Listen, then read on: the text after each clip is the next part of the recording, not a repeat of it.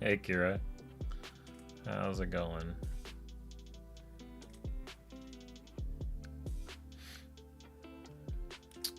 How could your cat? The command is probably not going to work in the first 5 or 10 minutes of stream. Just a heads up. It may or it may not. Hey, it looks like it did. Cool. Thanks, Kira. Yes, we are crafting again. I started this closer to the beginning of the sponsor of the stream, the Kickstarter for the Monster Trainer's Handbook. There are 4 days left in that campaign.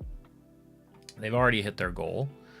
And inspired by that, I've been cooking up, well, not only a monster hunter of our own here, but also this diary, this leather. Hey, let's see. Do you prefer? I'll call you Q, or is it Cram? I can call you Cram if that's how you like it to be said. So let me. There I am. Hope everybody's doing well. Excited to get back to this project. I still like the book. This is leather that I hand stamped and cut and dyed. These are pages. I bought the pages because I found a cool source that I thought it would fit to this size, and did a long stitch thanks to some nice folks in chat that helped out. Kira, I'll take it. I'll take the pennies out. Hey, Millen, how's it going? And so Igneous Root is our monster hunter here. Bring him up to the camera. Done a video about him, did a stream painting him up, and using him as inspiration. Not even inspiration, he is the authorial voice in this book, and I've got a ton of ideas. I don't know how much I'll be able to get through in these next couple of streams, but I know I want to try to make it. I've got my prototype here that I'll probably use and abuse. Always good to have a facsimile of your stuff in a project like this,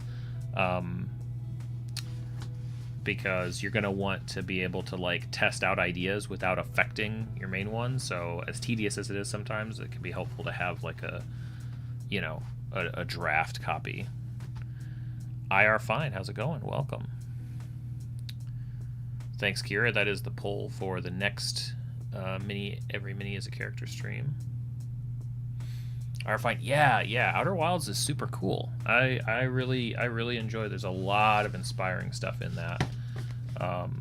Some of which I can use here. Let me see if I can grab the notes specific to this book. Because we took some notes last time.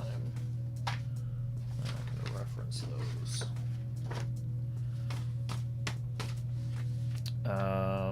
Here's one thing I want to test out. So I've never done this before. Some of you guys might have more experience with this than me, but since I've got this fun paper that I'm going to be testing with anyway, and this hardcore board, I've never been able to get accustomed to using a proper inkwell pen or ink pen. So I'm going to try that out right now, just to truly embarrass myself right at the start of stream here. Let's see, last time it was with the leather and stitching. Now it's, well, just even opening ink. Milling, you're designing your D&D world map. That's amazing. How are you going to go about designing it? What are you using?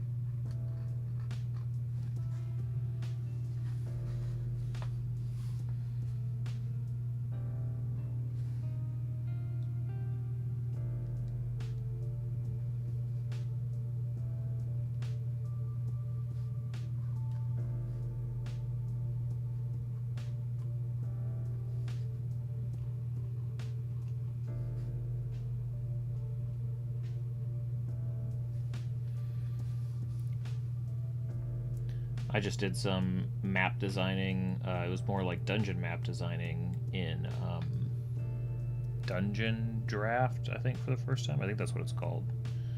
It's like an app with a bunch of assets in it. That went pretty well.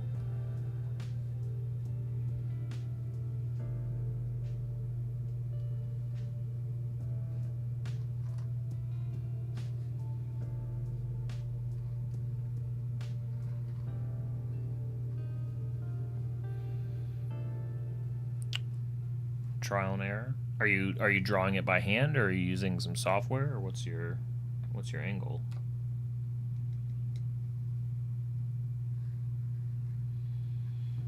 Ends up being a very thin.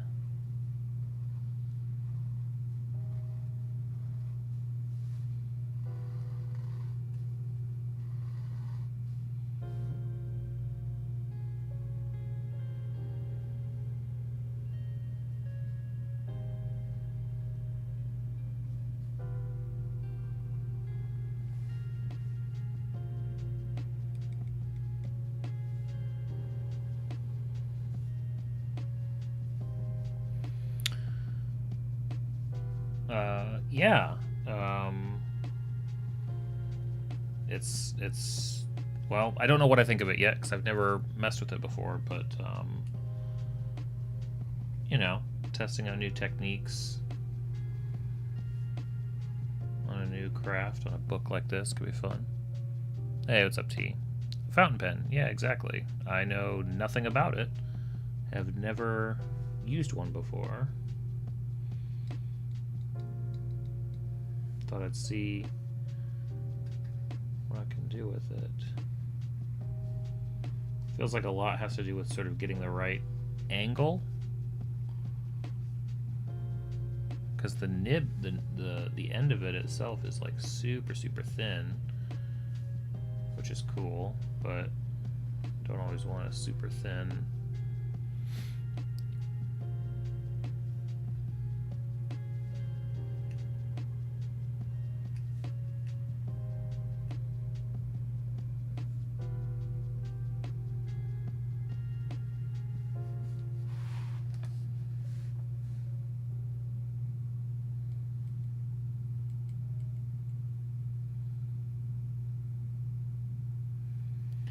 Yeah, Outer Wild seems like the type of game that everybody's experience is going to be very different. Like where you decide to go, what you decide to do, how successful you are at any of it. I imagine somebody who's very good at flying as opposed to me would probably be excelling as well.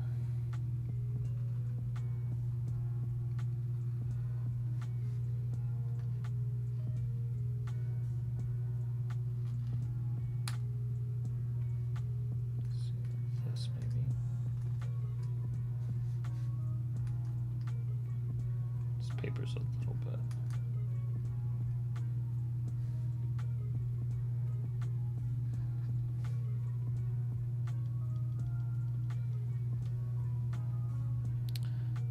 Popped onto the interloper. Yeah, yeah. I tried the interloper, but it didn't go so well.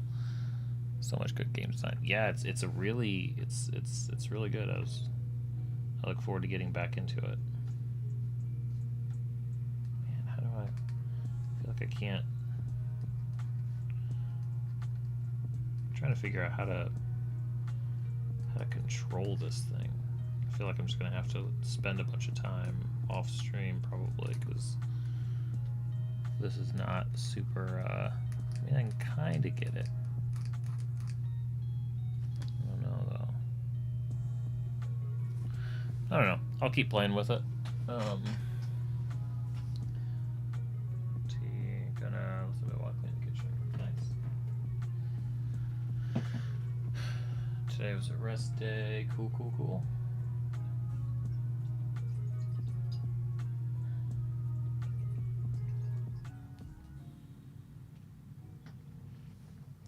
I like the idea of this pen.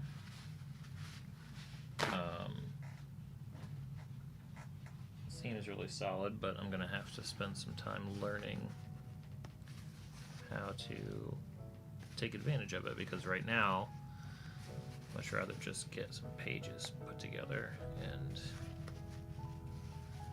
I think learning this is going to take a lot of time. Which is okay, but not the time that I want to spend right now.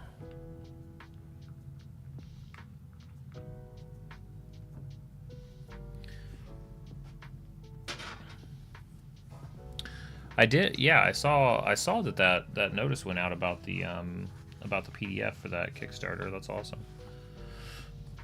Okay. I've had a bunch of thoughts about this. And I know last time, 8's fine. All right.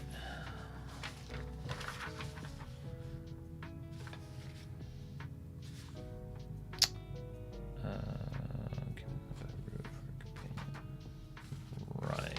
Some of this is coming back to me. So the thought that I had about this journal, so I want it to be playable, and I think that, okay, so that's what we were doing here. So there's a quest, monster, basically breakdowns, quest, monsters, quest, monsters, quest, concoctions, right? What do we call them? Creature concoctions, creature potions for a few pages, quest, monsters, quest. So 6 quests, which I think I broke down to be Forest City Mountains, Fey Sea, Underdark. Something like that. Some low and some mid and some high level. Playable like a kid's menu. Slap some tic-tac-toe. Exactly. Now what I thought would be really cool, and I don't have it yet. I haven't figured it out yet. I think that it would be fun. So the quests are unfinished monster sightings, right? So when there's 6 of them in here, that means that basically these are investigations. This is research that was done that for some reason or another, the monster hunter basically couldn't complete. Had to move on. Maybe there's not enough money on hand. Any number of reasons. This is his diary. We'll figure that out. But how neat would it be if there was something connecting them all, right? So effectively, there's like these sort of quests throughout, or maybe just the decoding sort of the journal is the fun part. But like, what if there were? See, now I'm switching back to my microns. I can feel more comfortable. Like, what if there were like strange markings, maybe, or strange scratches that were documented at each of the locations, and none of them really fit the monster, but they were abnormal.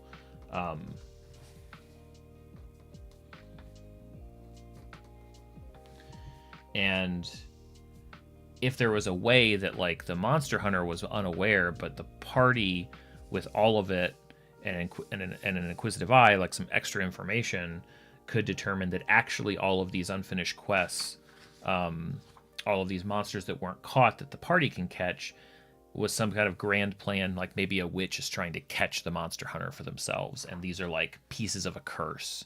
I'm thinking of like a witch, like in an animalistic sense, like the way that a witch might like scratch into a tree trunk and that somehow curses, or like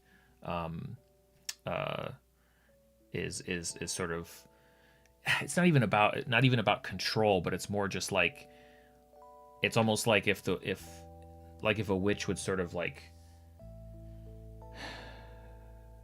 draw these monsters to Igneous, because he's literally carrying a tombstone. His burial plans, like, I feel like he's a walking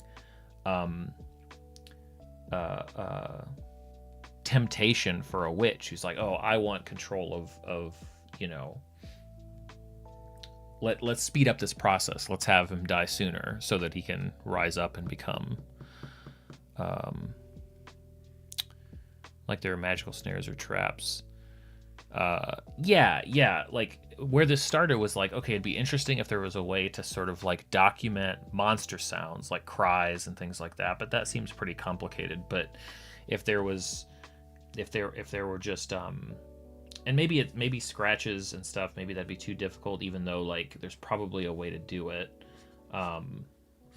with like relatively simple lines like that could be understood somehow to be like a hex. And it could be very, very simple, right? Because it doesn't have to actually say what's going on.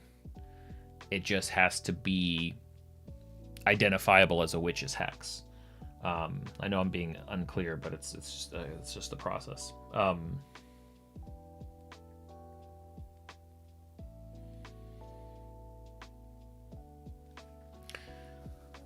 I know, yeah, monster sounds. Like you could record monster sounds, but how could you write them down? That doesn't make a whole lot of sense. I know that.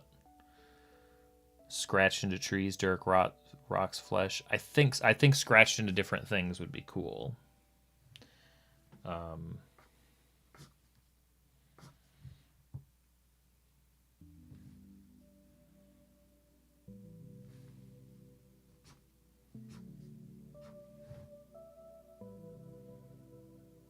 Has to be something about them that doesn't track, that doesn't feel right, doesn't make sense, That's true. It'd probably be simpler though to have like a,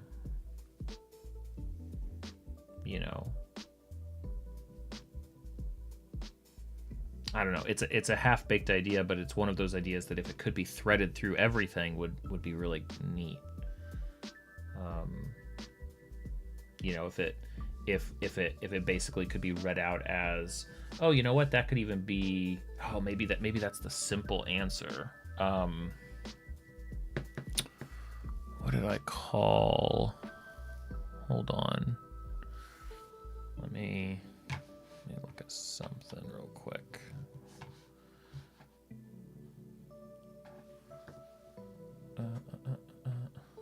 Well, thank you, T. I appreciate that. I mean, it's, like I said, I'm sure I won't complete this stuff, but I can at least get some pages cooked up. Where do I keep my map?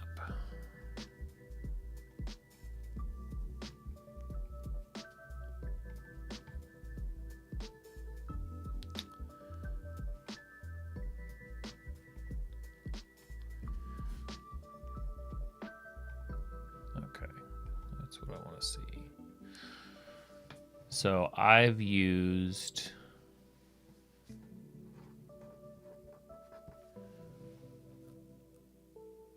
I think, Morgan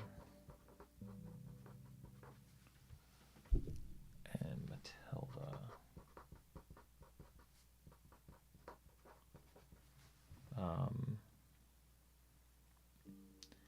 Because it could just be that the scratches are like, when compared to each other, start to look like letters.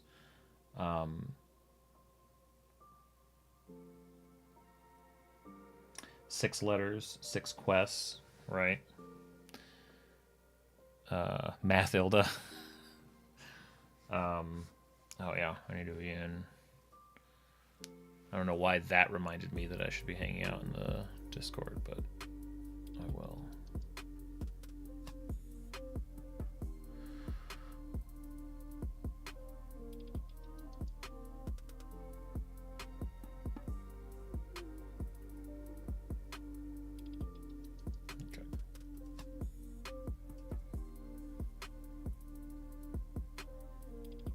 Yeah, Blake, I'm curious about that.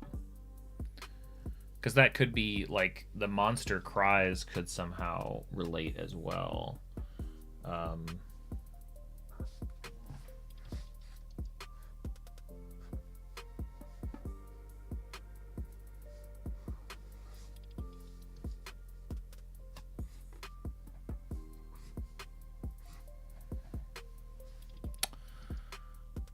credible. Players can also. Well, and this may not even be. Who knows if this will be the direction.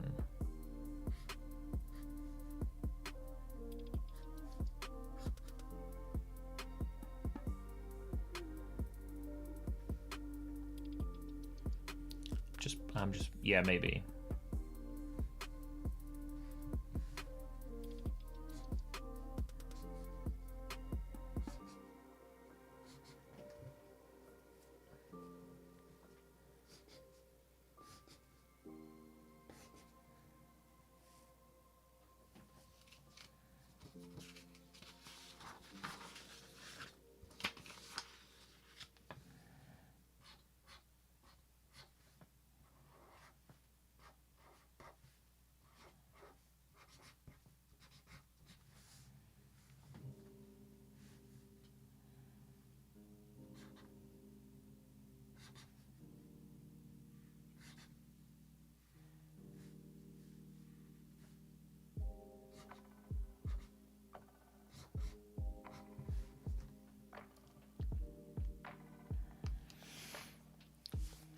Willow, yeah. Morgan's not very menacing. I was just pulling from which names that I use. It could also be something more kind of on the nose, like a granny, right?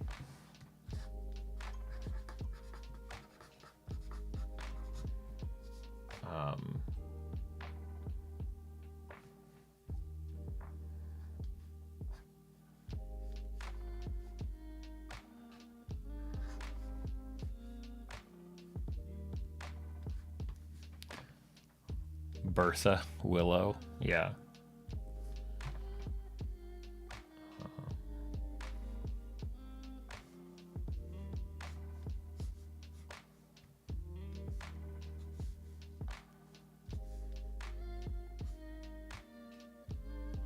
Yeah, I think it's like a capital G looks like a counterclockwise arrow. Well, I feel like the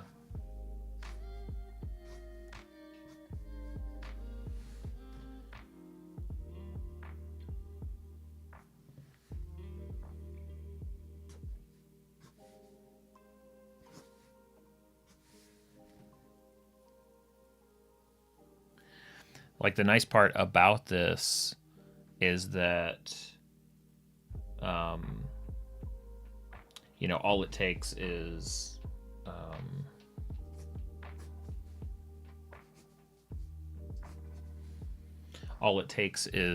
one of them. Hey, Ren. All it takes is one of the letters, like the last one, to be noted by Igneous as, you know, appearing to kind of look like a Y. Like, all it's going to take is that, if it hasn't already been detected. But like when these are used as individual like strange markings and spread across all the pages of a book, like that, and go like, oh, wait a minute, like that, like even just that little realization, like it's not the biggest deal in the world, but it could be fun. And that, even if they don't, because you don't necessarily want them to look too obviously like letters, but they need to be believable as like strange, you know, like that just kind of looks like an A. This one's better. No, not now. Hey, Swimming Tiger, how's it going? Welcome to the stream. I should say, while I am doing this stuff, hold on, I had it pulled up. So the whole reason that I'm doing this in the first place is basically inspired by this Kickstarter. So the stream and some videos are sponsored by them. There's a Kickstarter. This is Dungeon in a Box doing their Monster Trainer's Handbook. It's a 5e campaign supplement and setting. They've got 4 days to go. They've already backed. I know that I'll be returning to this stuff and probably using their supplement to do some cool stuff in my campaigns when they do launch it, or when everything starts getting fulfilled. I've been a huge fan of Dungeon in a Box for a long time, so I'm super confident about what's coming from them.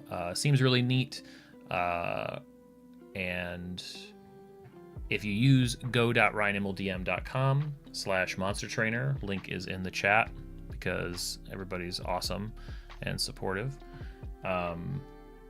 Check it out. Not only is it cool for their Kickstarter, but it also will help the stream directly, which is pretty cool. So thanks for checking it out. And thanks for Dungeon and Box for supporting, honestly, just like cool stuff getting made, which is kind of when I talk to sponsors for the channel, for the content, I'm like, hey, yeah, cool stuff. I like cool stuff. The only issue is that I just got to be able to make something with it. And if I can make something in some way, then generally we can probably do something fun. So I'm glad that they are on board for stuff like that. Millen Kickstarter works basically as a crowdfunding platform. So they set a goal, which they've basically blown out of the water, and it's a way. So Kickstarter started as one thing, and what it's sort of evolved to is now sort of a really sort of fancy kind of like pre-ordering, and different people use it in different ways, but certainly like justifying demand, and like if you're smart about it, rewards and project changes can kind of flow out according to the interest. So, you know, in this case, if they put out this Monster Trainer Kickstarter with a $30,000 goal, right? And that probably came from a place of them saying, okay, well, here's what we need in order to do a minimum run of this book. But if we can get more interest before we even place all these runs, if you've ever done any sort of print ordering before, the more you can order, usually the more you can do and the better the prices get. So by running these things anymore, I think the strategy is usually let's gauge the demand before we take on a big risk. And as a result, they can then stagger in like, okay, here, now we can afford to do this. Now we can afford to add this. And so that's usually where the kind of the unlocks come in as more people back it and the numbers get larger. More people, like generally everybody benefits, which is kind of neat. And that's kind of hard to replicate in any other way. As somebody who's definitely printed before and priced out printing things, when you don't know what those numbers are, that can be really, really difficult. So that's one way that Kickstarter is super helpful in general. I'm liking the granny idea. I think granny 1, 2, 3, 4, 5, 6. That's good.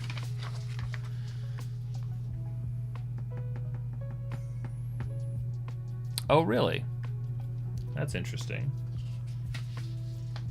That's very interesting indeed.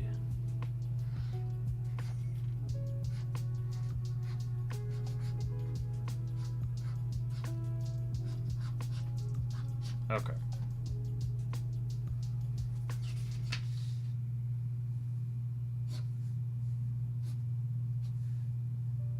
That looks like an X.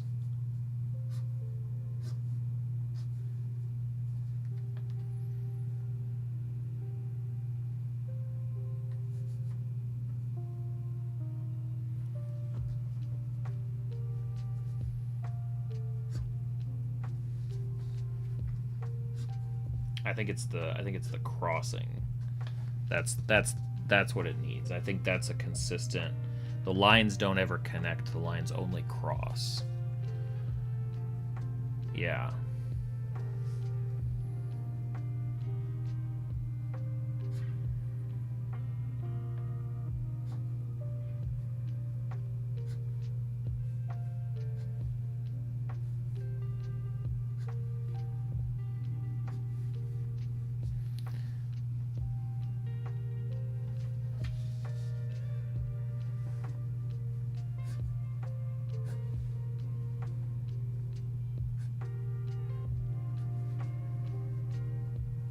Kind of gives like Blair Witch vibes, right? In those kind of shapes.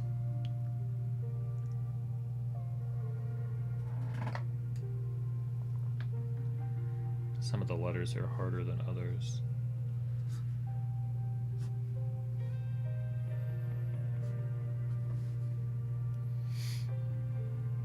ANNY.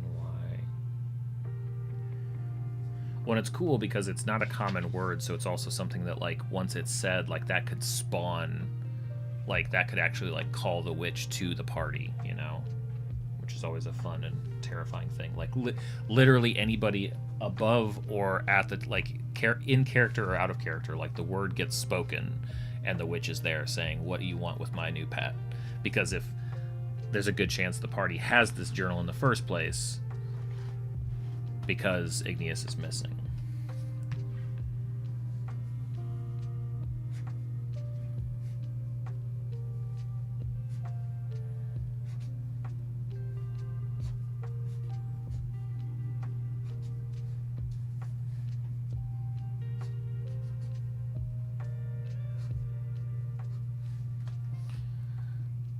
Take on some curved line letters, maybe it can help. What do you want with my new pet goes hard?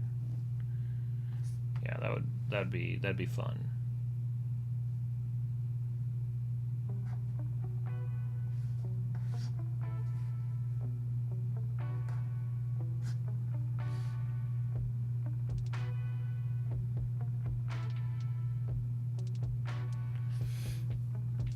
I think I'm liking the scratch symbols. Like it seems like it could even be, it could maybe it's not even ooh, this is even darker. Maybe it's the scratch pattern left by whatever the monster, which is strange because it almost seemed like, it doesn't seem normal, it seems almost deliberate. And maybe that's like the monster's cry for help because it's been sort of like it's being controlled, it's being you know, hexed by a witch.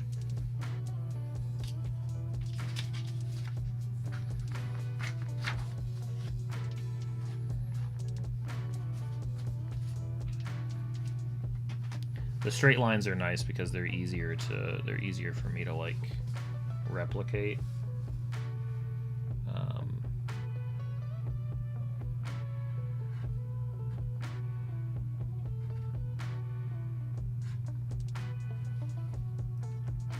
Vines or sticks hanging from trees or suspended from the ceiling when viewed from a certain angle. Could be. That'd be neat too.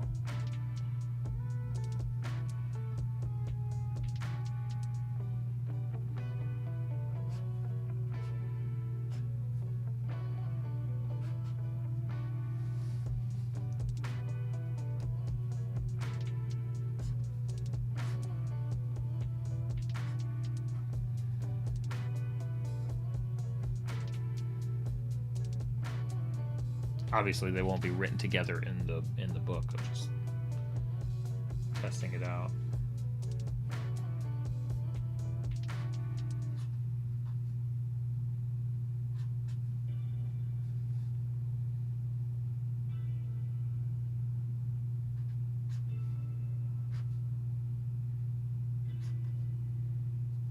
Those are harder, but I'm also short on space.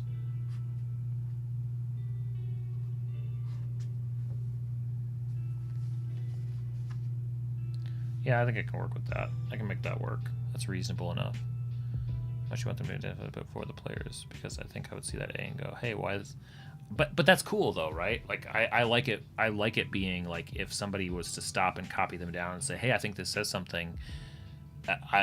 Part of the fun of the puzzle, I think, is if it can be sort of, what's that called? Like, if the route can be broken, like that'll just make it so much more authentic. Also, we're putting this as like, this is one detail in each of these like monster quests. No, Blake, hey, no, there's no such.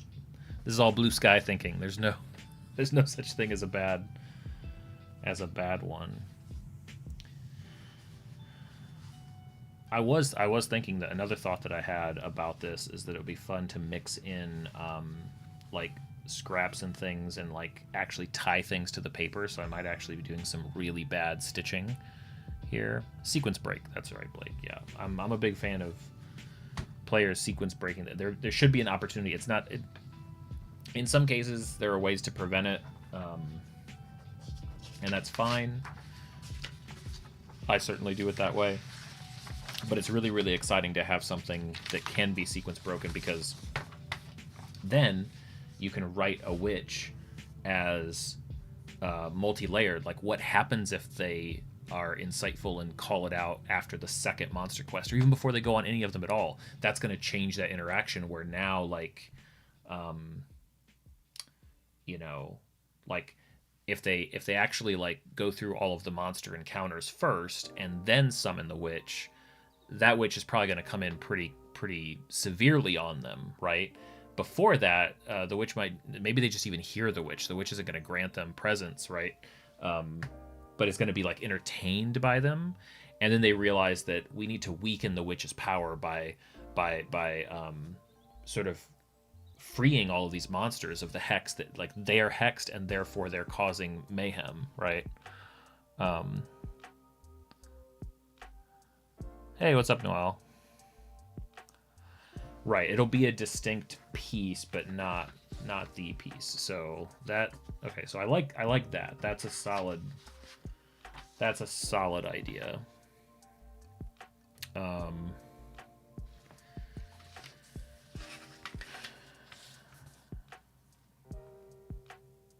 I don't really care about the level. I don't think that makes any sense given what I'm doing. These are just prompts. These prompts could all be converted into something more lethal or less lethal. Yeah, maybe like a level 3 party's not going to find themselves in the Feywild or in the Underdark yet. But it's more about the location. The leveling is not that big of a deal. I don't really care. There's no way to really enforce that. These are just sort of vibes. But this is also the fun opportunity to, I think this question was being asked recently, like, how do you make monsters? And I don't necessarily know, but how do you make a witch name code? I didn't know that a few minutes ago either. So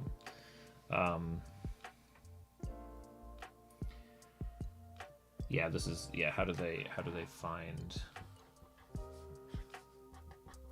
the journal?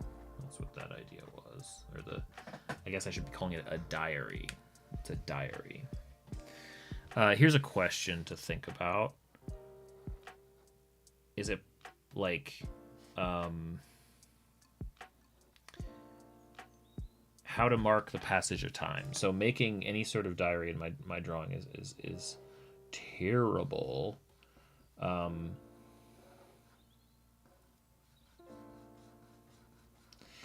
But like, so like when I made the wizard's journal, let me grab that for a second.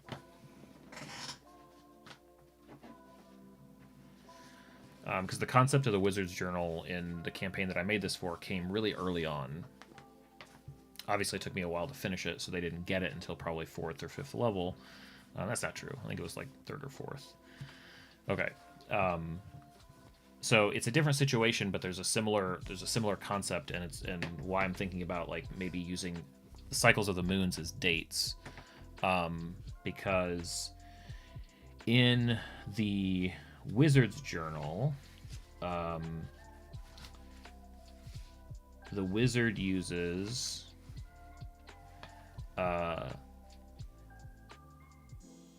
well, it kind of tracks. In this case, there was a date system in the game. Like, there's a year that the players exist in, and so this all is from like 1,000 years prior.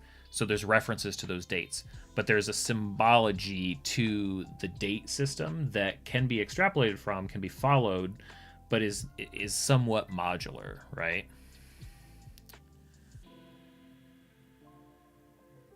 That's true too, Noel. It could also just be the sequence of like entry number 1, entry number 2. Yeah, that's a good idea for passage of time. It definitely doesn't have to be, especially in a diary sense, right? But I like the idea of bespoke date tracking. Believe it or not, this is how this is actually a list keeping thing. And he's just using some basic lines and dots for like even page count. So those map to the same number system up here. So it's like you can extract from it and figure out, okay, this is how long ago this was.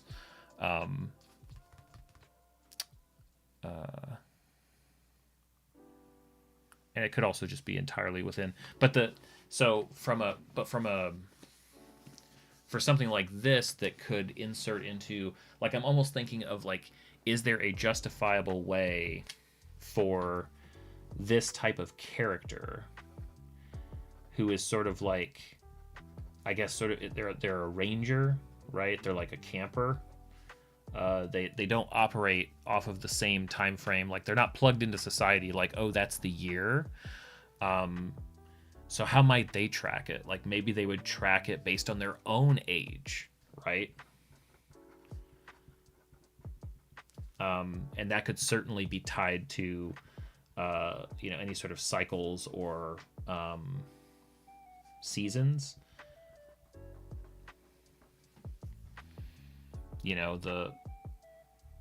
That's because it's a diary, because it's very personal. So that would make sense. And then that could be slotted into any setting in time, right?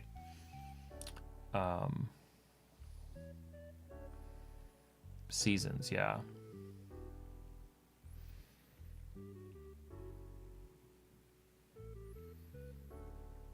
Like, as long as it's kept consistent, and obviously left to right in the book is generally going to follow, even though it doesn't have to. Like, as we define these areas, like, I'm imagining if I was keeping a record of my investigation, I might give myself a few pages for this investigation, and maybe I pass through again later, and now I put in an extra entry that's in another color of ink and has now I'm 6 moons older, or whatever it is, right? Maybe it's in full moons. I don't know if this is true, but it's a fantasy world anyway, so there could be 10 full moons in a year. So, maybe that's how he tracks his age. My age is irrelevant, but the 3rd generation of long-tailed finches have reached full maturity this winter. Yeah. Kira, your cat has it out for you tonight. Your cat has it out for you.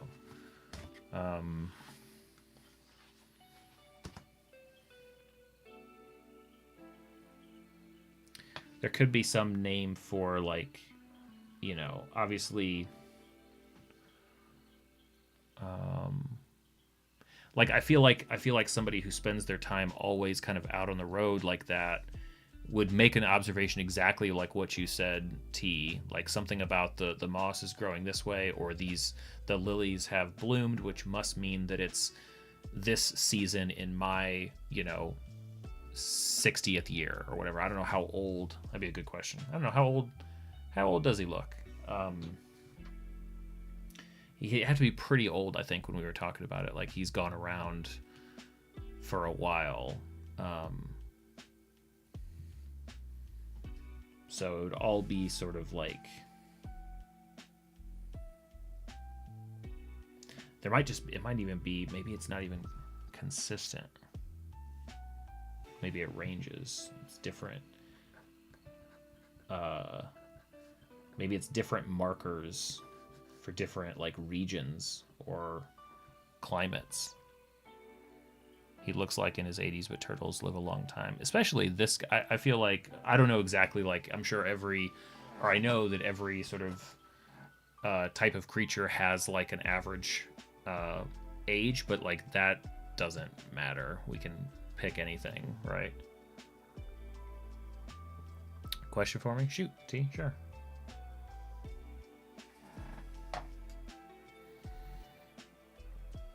I feel like he's got to be at least 100 years old. Solar calendar or lunar calendar, because a year and a month are not tracked by the moon phases, tracked by solstices or equinoxes.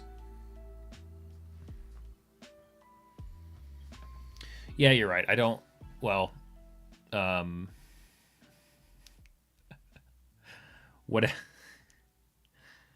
I think he's tracking long numbers. I think he's tracking years. I don't think that he's tracking. I think each year there is a rise and a fall, or there are a series of markers, right? He's tracking his age the same way that you would track, like, the rings on a tree, right? Like, that's I think that's his system of measurement. Big words to add to the dictionary. We'll make sure that's covered in the next class that he plans. Days get longer, days get shorter, longer and shorter. Yeah. 2 seasons of the year, the lengthening and the shortening. Okay. Yeah, and I think those observations... Okay, is there some way to relate it to... Maybe there's some way to relate it to a... It may just... Okay. I just need to start writing these down as phrases. Kind of what you're doing, T. That's a more useful... So something about... Okay, each place that he's going to be in. So they're going to be entries in the forest. So the forest could be something about the... some specific moss growing far up the tree past the shadows or something. Like it's got to all have meaning, but it doesn't have to be like, too exact. It's more interesting to be suggestive of more knowledge, right? Turtles live on average 50 years. Yeah, but they don't know Igneous. Igneous is a champ. Now in the city, you're not going to have, in any sort of urban environment, there's not going to be as many markers, so it'd have to be like phases. Could be birds. There's birds everywhere. It could be how long the day is, like you're saying, T, like the shortening of the day.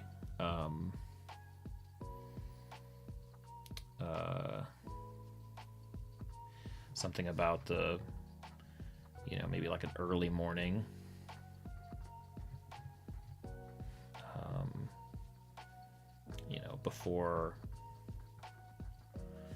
Before I woke. Blah, blah, blah. Something about the lengthening or shortening of days. Shadows can stretch further south or north on a tilted earth. Yeah. The mountains. Or hills.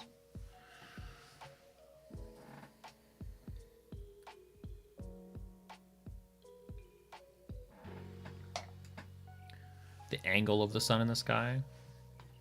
So like using the peaks of the mountains themselves, literally where the sun is positioned, where the sun or the moon. Does he live near the equator or near the pole? I don't worry about ideas like that in my... You'd be so unsatisfied digging into any of the geographical pieces of my world, because it's But these things sound true enough, right? Northern hemisphere or southern hemisphere. So the position, let's just say the position of the sun or moon on the peaks. I like that idea. Some kind of positioning thing. You don't care about geography, you care about the orbital physics. You're right. Now I feel foolish. Now the Feywild is a tricky one.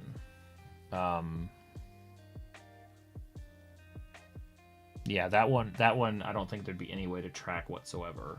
And I think that he would know that. If you're at sea, oh man. Obviously you have tides that happen on a regular but that's on a short term. That's not a long-term scale. I feel like, as weird as it is, something about maybe the temperature of the sea or the taste of the sea, the salt content over time, it changes or something. Do you mean something pooped, Noel? Does your planet have a moon like ours? I don't think I've ever really thought about it, but yeah, probably. Yeah, 2 or 3 of them, right? I don't know. I don't think I've ever described that before. Oof, Underdark is so much like the Feywild. So I think those places it shifts, like his way of tracking. Ooh, but that would be, so as a tracker, he would have to shift from his long-term tracking to how do you keep track of time in the Underdark, where there is no sky or there's no planets to base it off of, and also in the Feywild where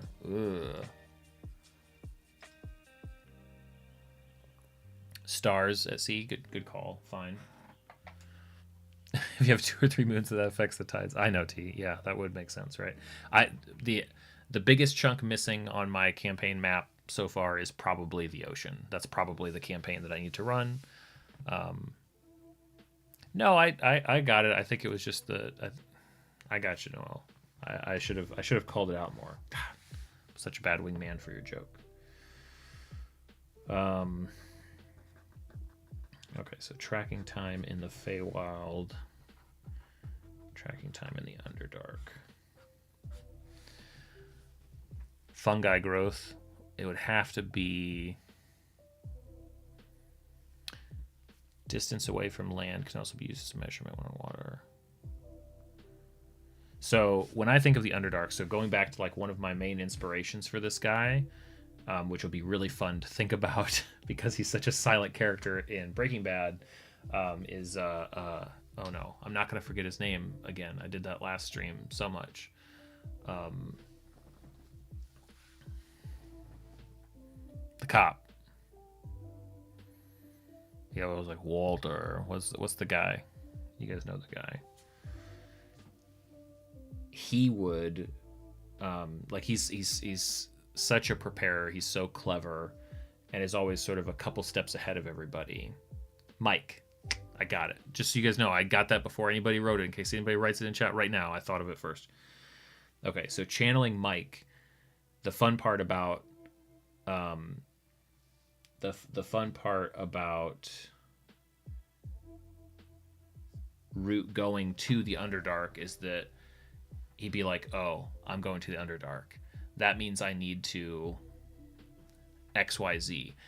I think he would have a living object with him in the Underdark, because the rate that it dies is the rate, like that's how long he's been there. So maybe he's like, maybe he pots a flower, and it could be a canary if we want to go that route. Because he knows that whatever that is, it's going to basically die and decay at a certain rate. And that's how he tracks the time. That's a fun idea. It could be anything, right? You could do it with I think an actual animal would probably be cruel, but I think you could do it with a plant. So he literally has like a potted plant that dies this time. I love that idea. Now the Feywild's a funny one. It has to be. It's more quirky and dreamlike, right? A petri dish of mold, a Venus flytrap. Those would all. I mean, that's to maybe that sounds like a D12 table. What kind of plant would die in time but not due to the lack of sunlight? Oh, he knows exactly what plant, and it's very common actually, and it even grows in the city sometimes. You know what I mean? It wouldn't be something real. It would be something to justify. But I guess my point is that it narratively makes sense. Like, oh, that tracks that something would die at a particular rate. That's details. The Feywild, though, it's almost like he would have to track his own, like, dreams. Like, there would have to be something about himself emotionally that he would be tracking, because the Feywild has such an effect on everyone, and the loss of time is so much a danger there. His journey there is primarily about that exact problem. That could be fine. Or that could be one of the clues that something is affecting him, because maybe when these, along with these monsters, like the witch is targeting him. So he's like, well, normally I have this, normally I just open up, like, this isn't exactly the answer, but I imagine him having like a series of, it's like a joke book, like a bad joke book, like a dad joke book. And he's like, normally I can read through the entire thing and never crack a smile, but I laughed on page 4, so that means I've probably been here, like, I'm being affected by the Feywild to this degree, like that sort of vibe, right? Where it's like, that's his metric for how long it's been. You can't actually track how much time is actually passing, just how much time you experience. Right. It's true. Could wound himself and follow his healing progress. That's true too.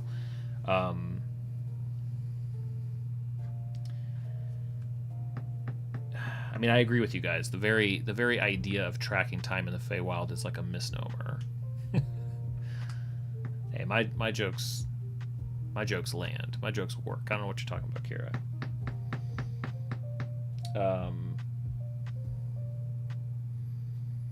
Yeah, I think he would have to be. I don't think I'm willing to sacrifice any of the cool ideas about the Feywild for the sake of Root. I think he would be as clueless as anybody else. Like, he can try, right? But it's all kind of probably fruitless. Okay. So those are fun ideas. So this is time. Passage of time, mentioning time. Got to have time in a diary somehow, right?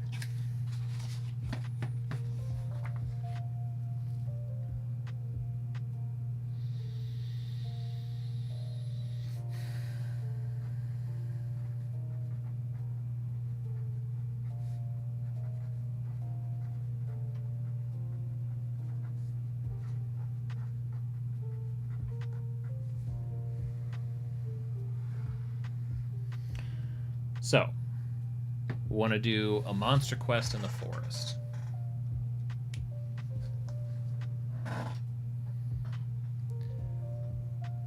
We don't have to do it. We just want to hint at it.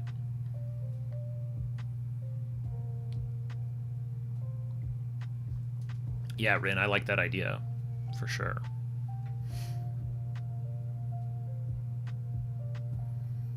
Yeah, tried and failed. T, that's one of my favorite moments in a movie ever. Not that part, I guess, right before it, the docking part, but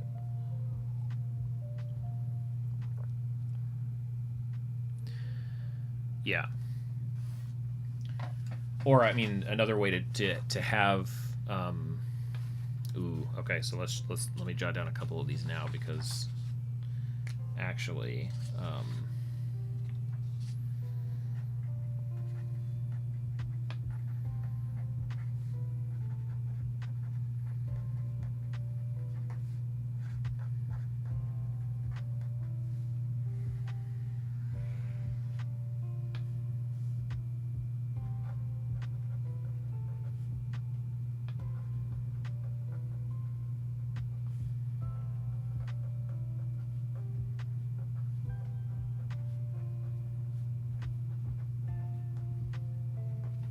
in the Feywild, his diary entries are written out of order.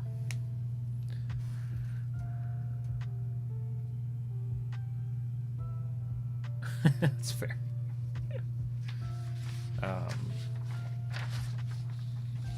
Okay. Forest monster quest. We're starting.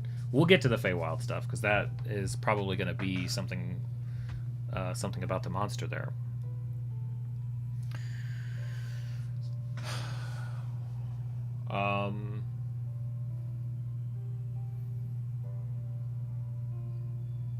So if there's a quest, that means that somebody's being bothered by a monster, as like a monster hunter. Like, that's typically, you know, that's why you call the Witcher out. That's why you call for help.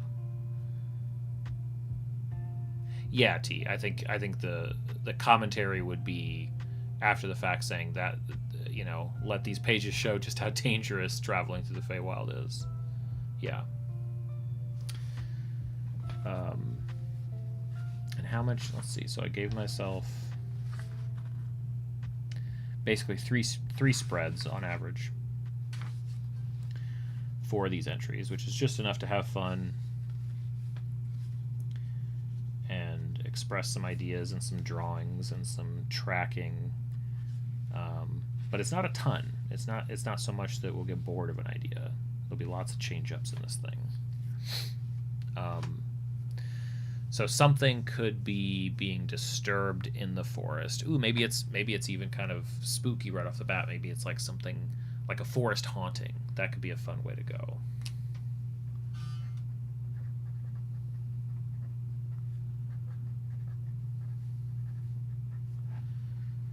Speaking of stories, I promise I still owe y'all a 23-cent talk. I mean, keep track of those. I don't want to lose track of any of those. That's let's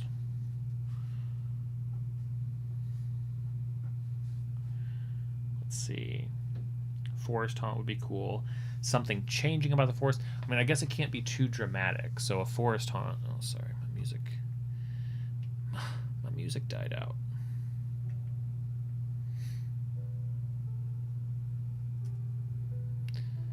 By the way, I did add a little marker that seems to still be working. My mic isn't in the way. In the lower left of the screen, it indicates the song. So if you ever want to track any of those down, that should be enough information to get at them. I like a haunt. I like a good haunt.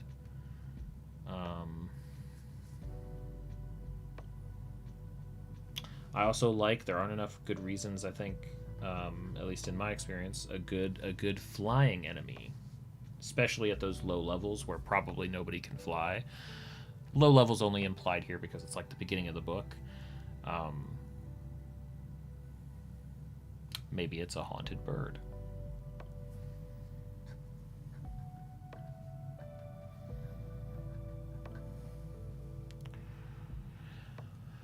Let's see. Blights are always like super common in the forest. Obviously, there's lots of different monsters. Usually, there's going to be, there could be goblins, goblins or hobgoblins. Bugbears.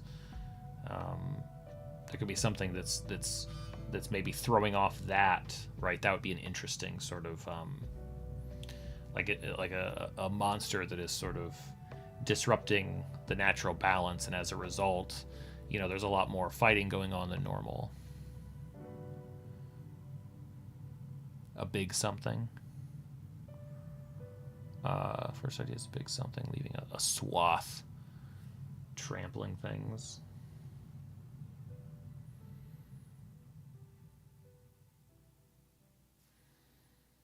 Well, and also part of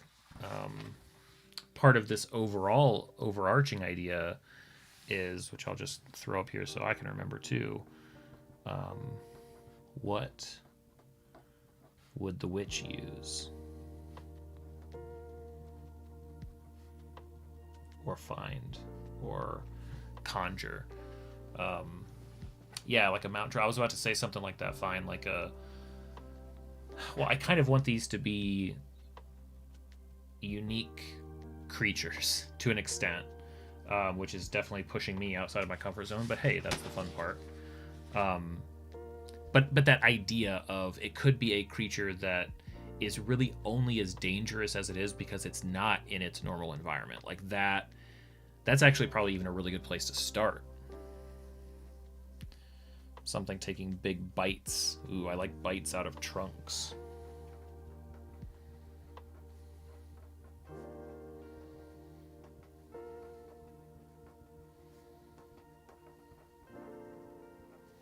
Isn't it great being left-handed, so I cover up all the interesting stuff while I write? From somewhere else.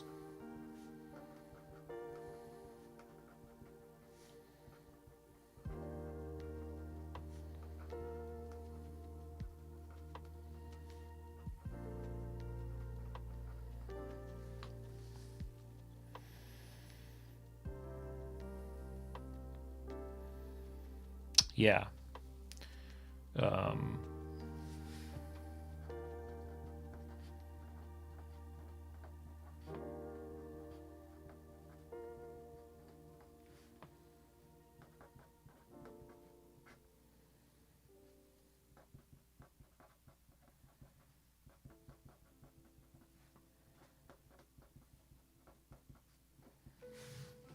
why would Igneous not finish the quest is, I think, the other question, because this whole thing is resting on the idea that the party is basically picking up sort of the scraps left behind. So there'd have to be a bigger threat. It could be what you guys are saying, that, basically to the mountains, or could certainly change the order of these, right? To the mountains versus the city.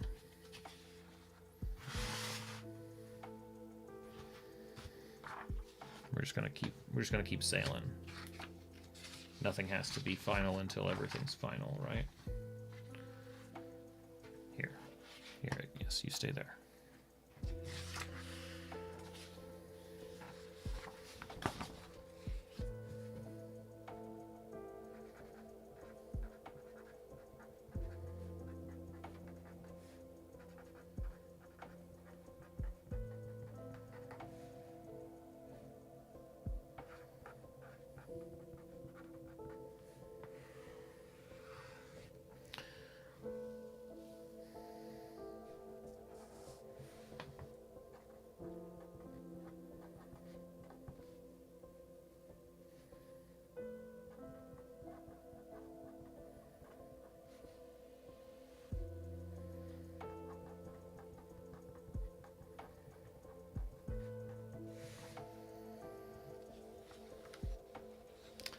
Yeah, I think the easy answers in some cases is going to be like, well, it's the wrong season to track this thing. Maybe there's no money in it. Maybe there's more money or more opportunity someplace else. A bigger threat. Yeah, I think it's going to be stuff like that.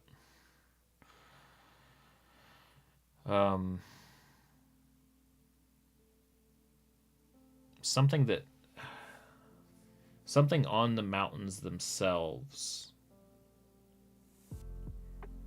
not something, because I feel like when there's mountain stuff, so often it's like in the mountains, in mines and things like that. Like definitely an outside monster, not an indoors. It's not an indoor monster.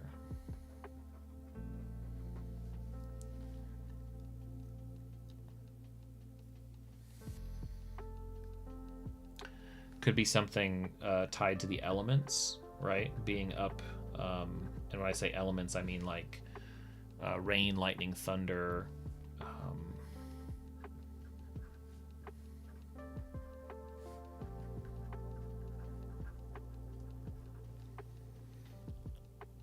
Rocky peaks, freezing winds, good call.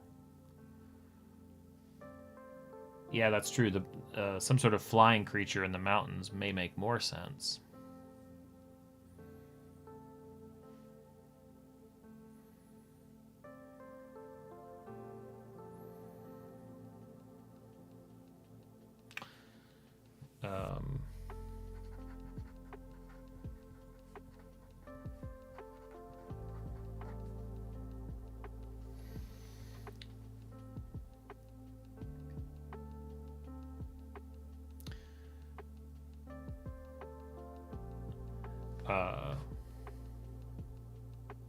Yeah, like what kind of trouble could be caused in the mountains? Because, or like what would be, because certainly like something could have been displaced and, okay, let me go investigate the mountains, maybe. But maybe there are hunters, or maybe there's like a logging camp.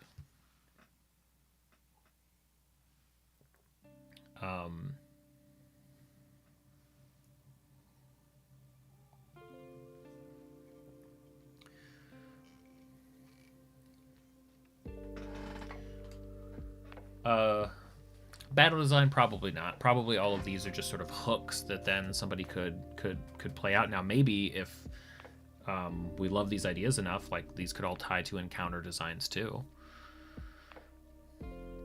Marked trail markers can be moved. Just somebody really I mean, so like confusion.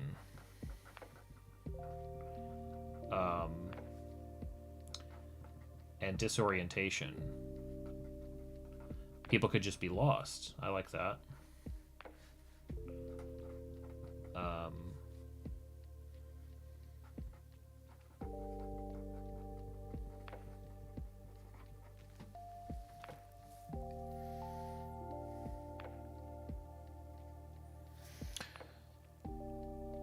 ASP.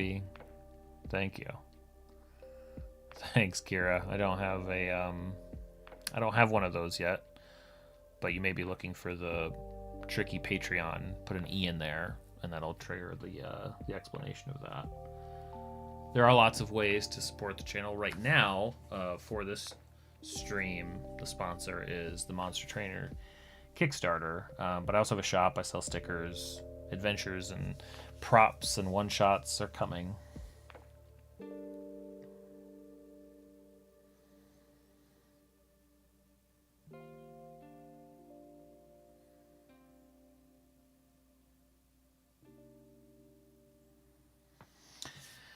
Yeah, there's definitely something here. I'm not sure what it is, but there's something. Thank you, Kira, for the links. I'm gonna keep it on.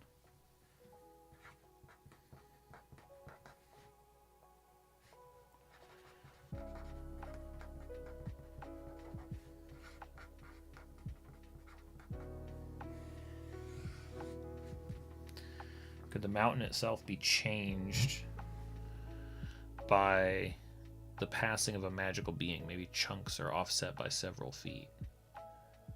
Oh, that's cool. Yeah, like something like changing terrain.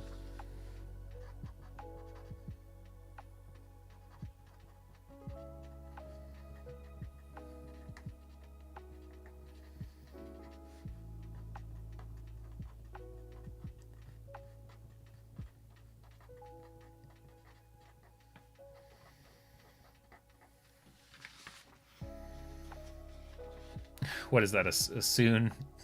You're trademarking soon, Millen? I appreciate that. Okay, so same deal. Which in Y.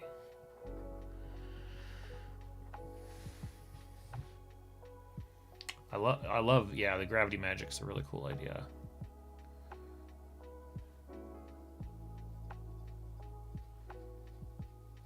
Talking about snow melting and revealing something. That's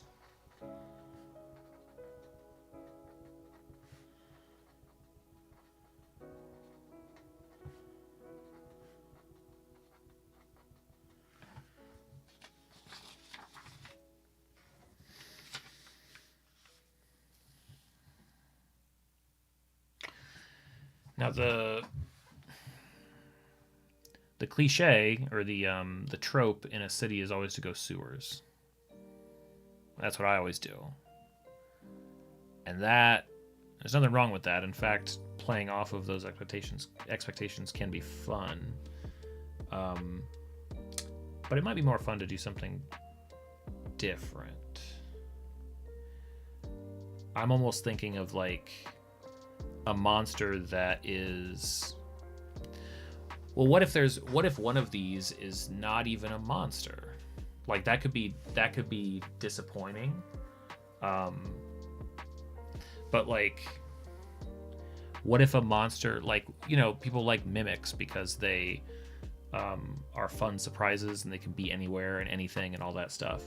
But what if there was a clever monster that could, what if there was just a murderer that was clever enough to disguise what they were doing to look like a monster? Like, what if one of these, especially in the city, was like, we need to find, like, there's a werewolf loose or something, but actually it's just somebody that's seeking revenge and is making it look like that. One of the monsters being, or a druid stuck in wild shape. That's a good one too. We'll use that back in the forest one. But no, like So could it be like a, you know,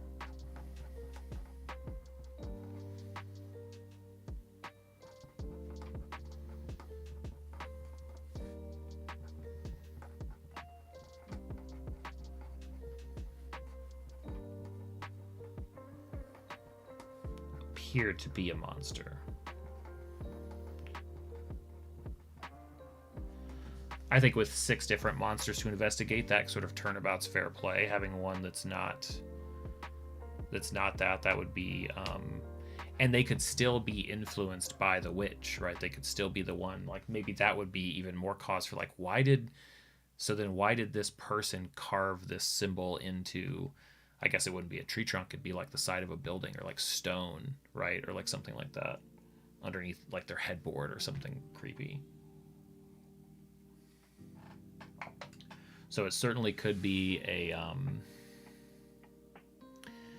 it certainly could be something like, what would they try to make people suspicious of? Like anything where, you know, werewolf, where whatever, like that's one that people would know of. But it would definitely draw attention because, hey, we have a where, but we have people being attacked. And stories and sightings of this, but like people aren't transforming. That would be an anomaly. That would be something that would be like we're afraid that there's like a new breed of this creature that needs to be tracked down and stopped. That's one option.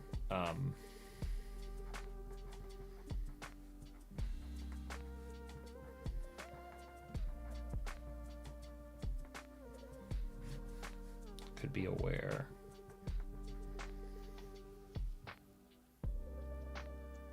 Yeah, like the revenge story could be even like, it would have to be nocturnal in a city. You're probably right. I mean, it could be like at that point. So we're thinking ahead to how it resolves, but in working backwards like this, it's like, well, now it can appear. Now it might appear as almost like a mix of monsters. Like it's got traits of like this one, if there's a sketch in the book, it's almost like there's a sketch of like a beast humanoid. Maybe there's also a sketch of like something that's been described as, you know, consuming the victims, or maybe maybe it's just it's almost like a crazy, I'm thinking of like the old like Universal monster movies.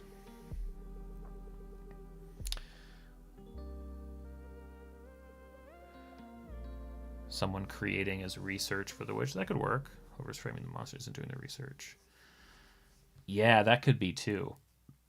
Like it doesn't track. Like it could just be maybe so that we don't overcomplicate it. Something like werewolves or were creatures, and we can name them something different. Hey Andrew, come across a lab, they see clones themselves. That's a fun idea. I don't know if it'll fit for a monster hunt, but I like the idea.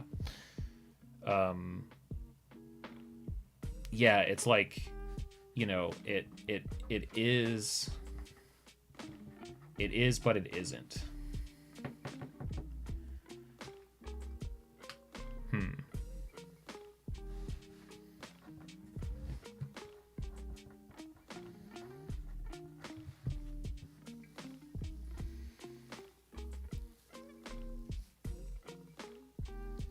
Okay. That's something to return to. So we've got mountain, forest, city, mountain, forest. Okay. All right.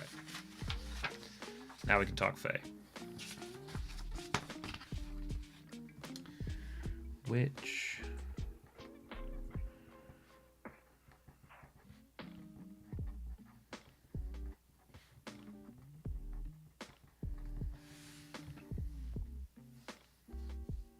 Icky would have the line, the most savage beasts are man. He would. Maybe not full moon, but new moon when it's darkest at night. I like that. No, you're good, Andrew. This is, we're brainstorming monster quests, like unfinished monster quests for this Monster Hunter's Diary. In this one, the Feywild, be some sort of creature being tracked down there, where the diary entries were written out of order. And tracking a monster in the Feywild doesn't feel like... Doesn't it feel like it'd be more like a rescue?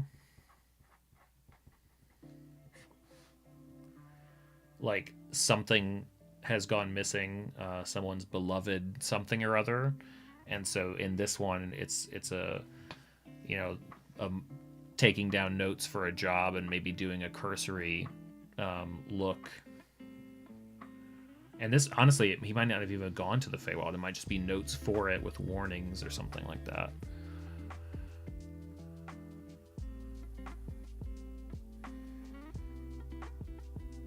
The real monsters are always human. Scooby-Doo, yes.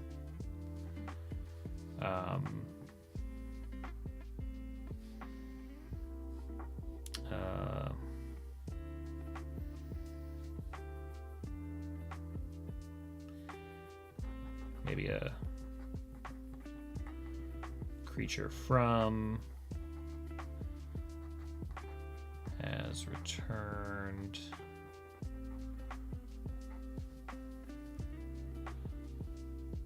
That's true. It could be like a it could be to save or research an endangered creature.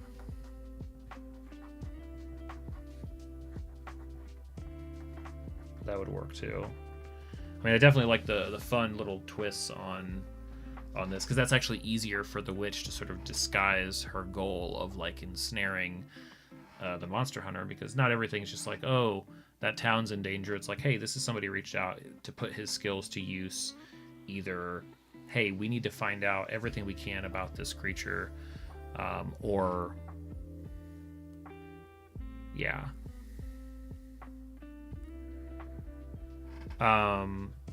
So the diary that so far is just this leather that I hand stamped and dyed and then stitched these pages into it. That was the kind of the last couple streams. And this is actually what we're going to put in it, because it's not much of a Monster Hunter's diary right now when there's nothing in there. So the goal is to sort of frame out the content for this character to have filled out the diary with. I've got a basic outline, and the goal here is to basically provide a prop that allows the players to pick their quests. Sort of like the book itself becomes a series of sort of teases for quests and ways that could enhance the story of whatever the campaign is. So it's all very sort of, I don't want to say generic, because it's definitely not that, but it's a setup. It's not the entire quest or experience. It's just a hook that could send people.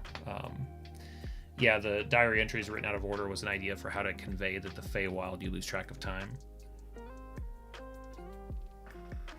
We're just sort of jotting down ideas to see if anything sticks. You know, see if we can find the really exciting thing. Or at least, you know, an exciting thing. There are lots of exciting things, actually.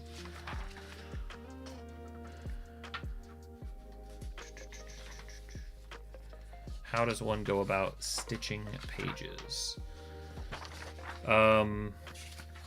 Like just in general, there is a kit that you can get. I can show you guys. I can show you if you're curious. Here.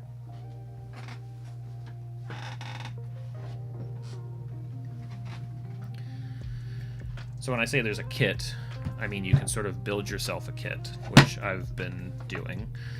This is all really cheap stuff. The box I got separate. I haven't used a lot of this stuff, and it doesn't all quite fit perfectly, which of course annoys the crap out of me, but I mean, you're literally, there's a special sort of waxed thread. This one came with needles. There's a bunch of stuff that I haven't used. The most important thing to get is this awl. It's AWL. this is your core. Like, you need the waxed thread because that's going to make it stronger. You need the needles. You need this for actually punching the holes. It's as simple as everybody always told me it was. The exact pattern and the way that you do it is where kind of the art form, I think, comes into it. There's a lot that I don't know, but yeah. Don't worry, and I'll be doing it again. I'll be doing lots of hand stitching from now on because I have a lot of these kinds of ideas. So, how does the party get to town? Yeah, I mean, in this case, like, this is something that, this is a hook. This is a piece of it, but it's not going to be, it's not the whole. There's a lot of stuff that the DM would have to figure out.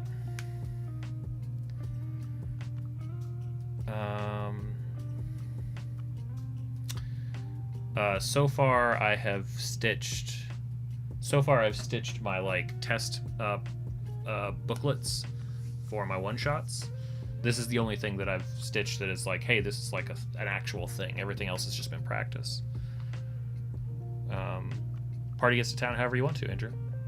Josh, you're currently creating a compendium of sorts through the eyes of your monster hunting character as the campaign progresses, doubling as my notes for the campaign. I'm worried about burnout. To the eyes of your monster hunting character as the campaign progresses, doubling as your notes for the campaign. Like that you'll get tired of taking the notes that way. If that's the case, I mean, I have all sorts of abandoned, like, just stick it on a shelf, stick it in a box. Don't beat yourself up about not finishing a project. It's fine. Especially if the fear of not finishing a project keeps you from doing anything on a project, because even a half finished or a third complete or a couple of pages or whatever, that's still awesome. In terms of how to like prevent the burnout,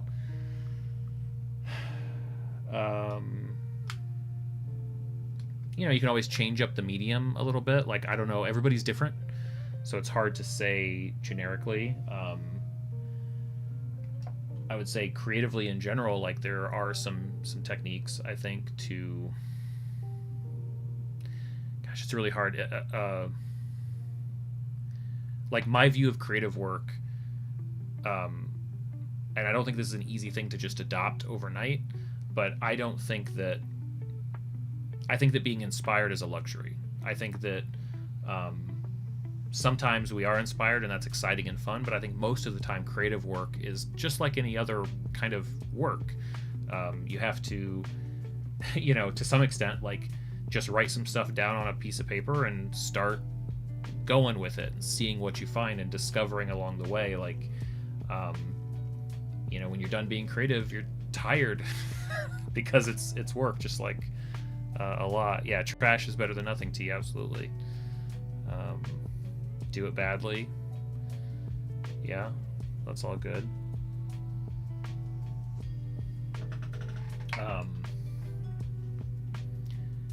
Finding people doing stuff, like, I find the Discord, I find the stream to be, like, there's a reason that I try to stream and come here every single day. This is happy space, fun, creative space. I love collaborating and making stuff with people. That really helps. I'm not sure that I would get half the stuff done that we do unless there was, you know, that kind of momentum propelling it forward. So join the Discord, hang out, make stuff with us. A lot of people here say that pairing helps, doing stuff while the stream is going, and making stuff kind of on stream with us. Ren, that's a good point too. Don't get hyper focused. I mean, yeah, switch. If you get drawn somewhere else, that's fine. Go chase that down. The nice part is when it's hobby fun time, you know, it's not your job, screw it, drop it, pick something else up. The biggest thing is not to judge yourself for it. I think that I sort of just told myself some time ago when it came to like building terrain, making minis. Like I have tons of unpainted minis. I also have tons of almost painted minis, right? Like I based them, I got them started, I did this, and then I just kind of went on to something else. And I just don't even really think about it. I make sure that I set those aside in a place that I can get to them if I want to, but you know, it's okay not to get things done.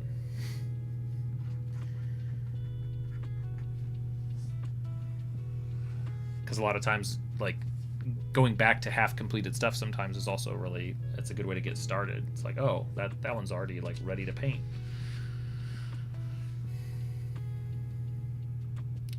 Yeah, Black Heart's a cool idea, Andrew.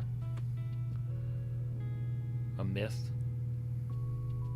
Next 2 bits lower the journal. Oh, that's awesome, Noel.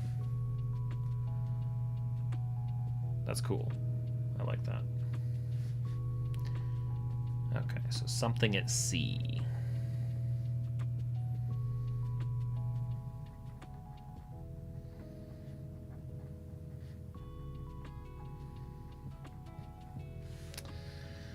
So, a sea monster is like the most... Okay, if there's ever a time for there to be an unreasonably large monster where the monster hunter, it's more about calming the monster, the sea monster is the way to do it, right? Like something just like immeasurably large.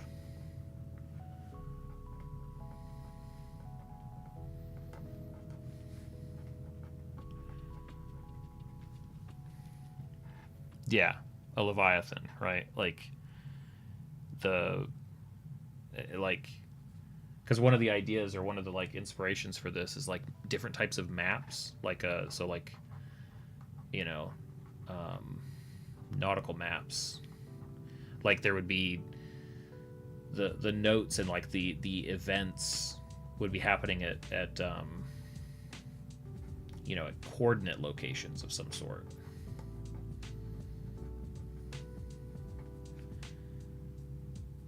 You know, could you even really address the monster directly, or is it about like larger scale problems, right? So like, you know, fishing that's affecting the monster. It could be that there is a you know, there are a series of storms.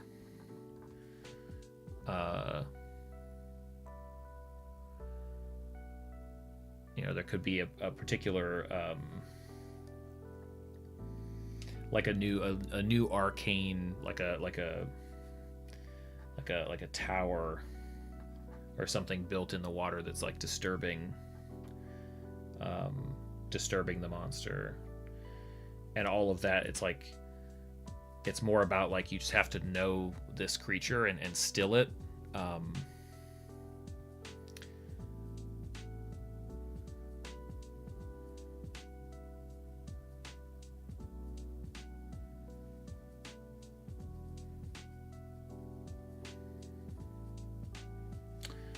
You know, the signs would be like regional. Like regional reports.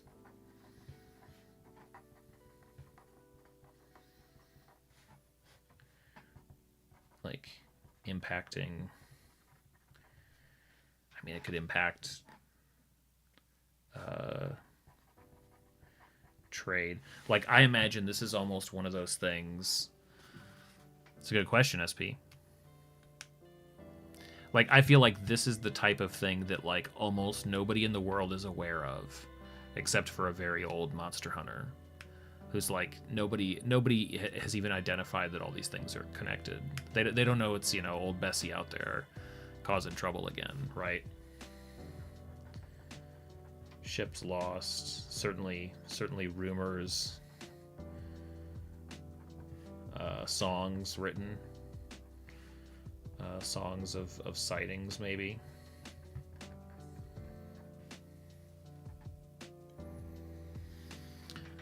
just the idea, Andrew, of a monster at sea. That's the big idea. Yeah.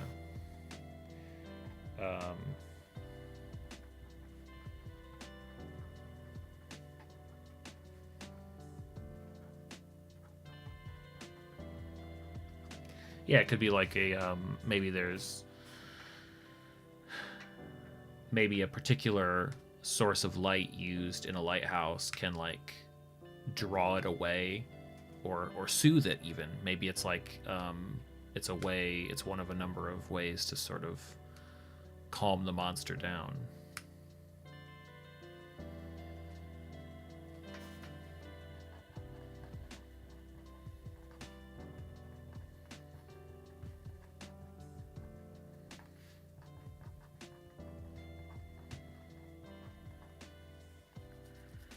Could be an underwater palace of the ancient civilization. Now the monster is adapted to water. That'd be awesome. And a lot of, like, every single one of these ideas, like I said, it's a hook where the actual what the quest becomes would be up to the situation, up to the party, up to the DM. Like I said, I think writing encounters and little adventure arcs for each of these would be really fun to do. But even if I use this in my game, and unless the party is like, hey, let's go investigate this one, it doesn't even need to exist. It's just stories and rumors. It's just world building.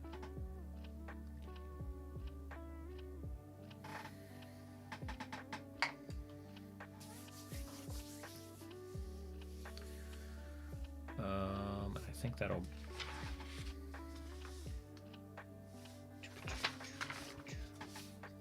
Where was I? Covering up all my notes with other notes.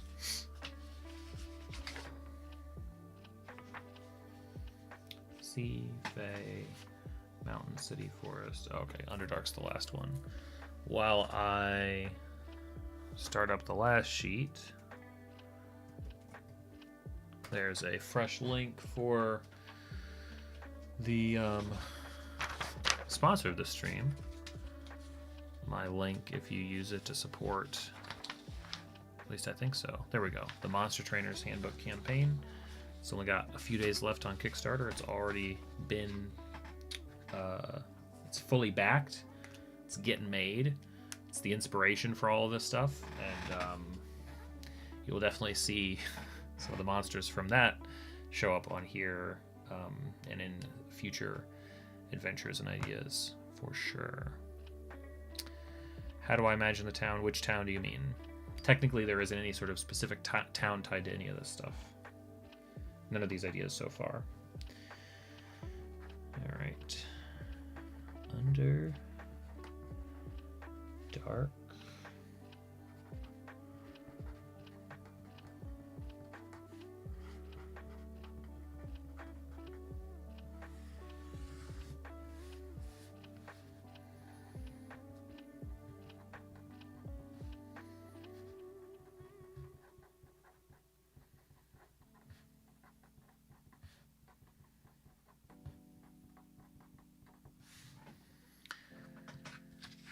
All right, and then in the Underdark,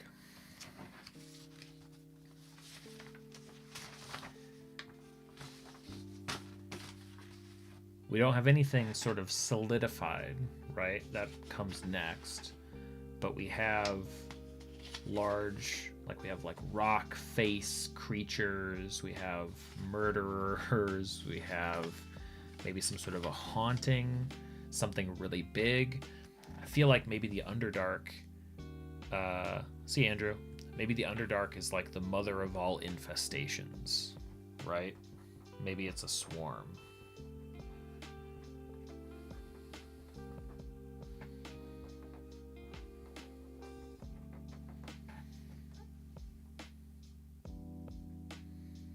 It's almost like it's impacting everything.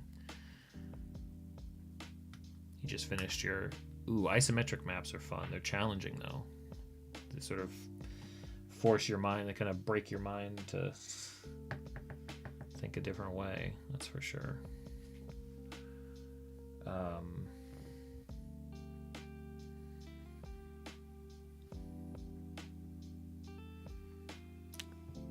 So much fun trying to render. Oh, that's right. I saw your note about that, T. That's really cool. That's really cool that you're doing that.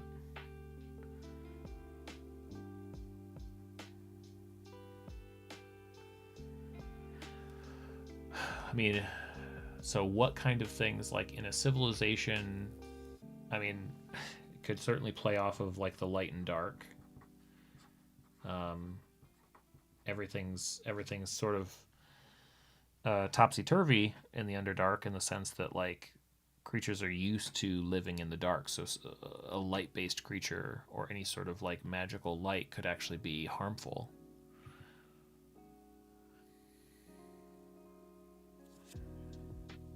That's a good call, T. Thanks for throwing that out there. I'm sure somebody somewhere has got something to bees or locusts. Maybe.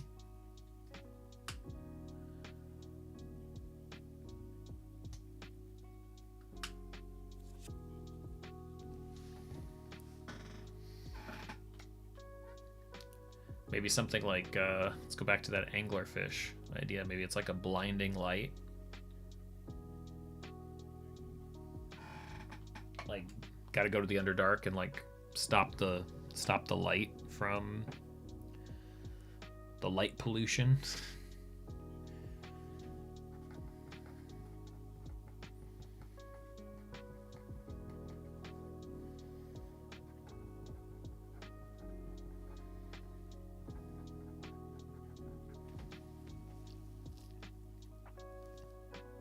Six is a lot.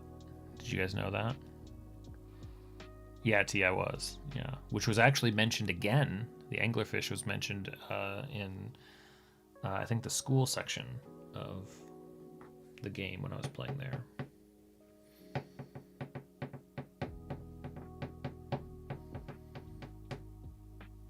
It could definitely be a second, like it could be like basically like flying fish, like having two, like many flying things, versus one flying thing in, I think, the forest. We were saying something flying, something large. I did not know that, T. Noelle, you are correct. Anglerfish are the worst. Hey, Bacon. We actually have so much. We have so much here. It's been a very productive stream. Not in me learning how to use a ink pen, but that's okay. However, we have some ideas for tracking time in the journal. Moss growing up a tree past the shadows. The sun rising early in the city.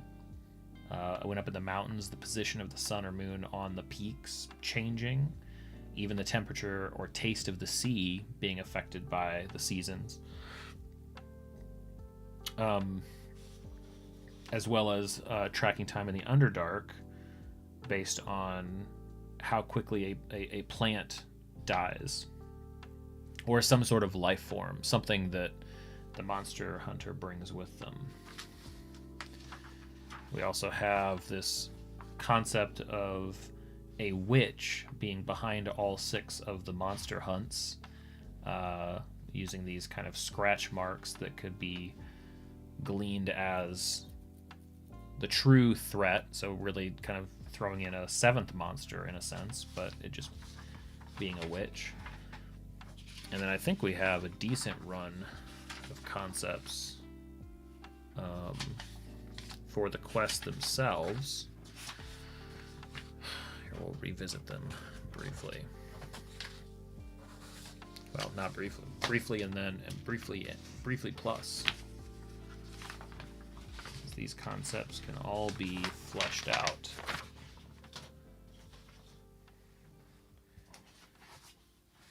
Okay, so forest monster. Something taking big bites out of tree trunks. A haunting, a forest haunting. Hauntings don't usually happen in forests. Something that can fly. Something that doesn't belong which maybe hints at there being something wrong in the mountains. Maybe something that would be normal in another biome that's been forced into the forest and is therefore a threat. Those are the ideas we have there so far. In the mountains, I really like this idea of like the snow could be hiding some sort of an elemental monster, maybe made of rock, or that presents, maybe it can sort of morph and move through the mountains themselves. That's a fun idea.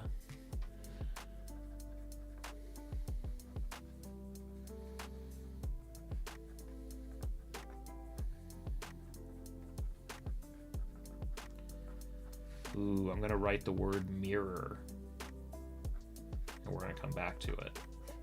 That's it. Eating trees like broccoli. Yeah, mirror. That's I'll remember what that means. The city. So 3 quests in, if players were to go in order, but obviously they don't have to.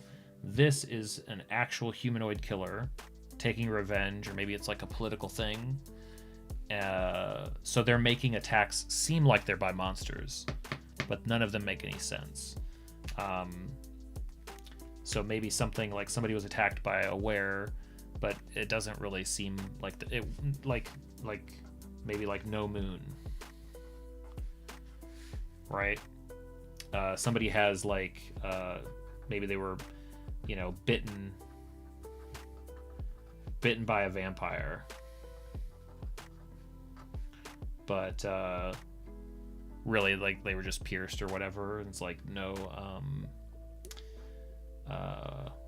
you know, they didn't turn, or something else doesn't track. What else? What's another type of like classic monster in a city that could attack? Could always go with something like a, you know, something out of the sewers maybe.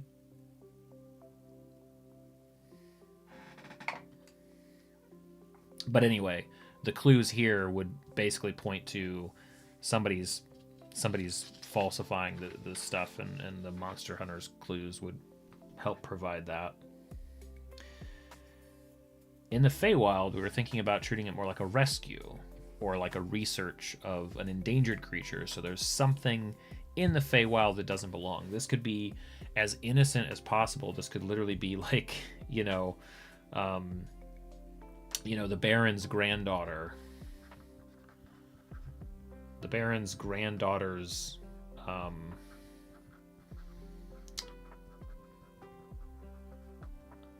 what's a good one? Like what would it, you know, like the Mastiff has disappeared or something.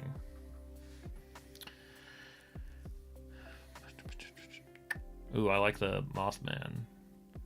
Crocodile in the sewer, discarded pet that's been mutated. Could be.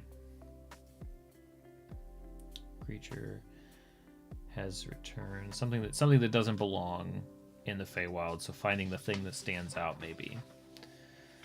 The Sea Monster quest, basically something unimaginably large.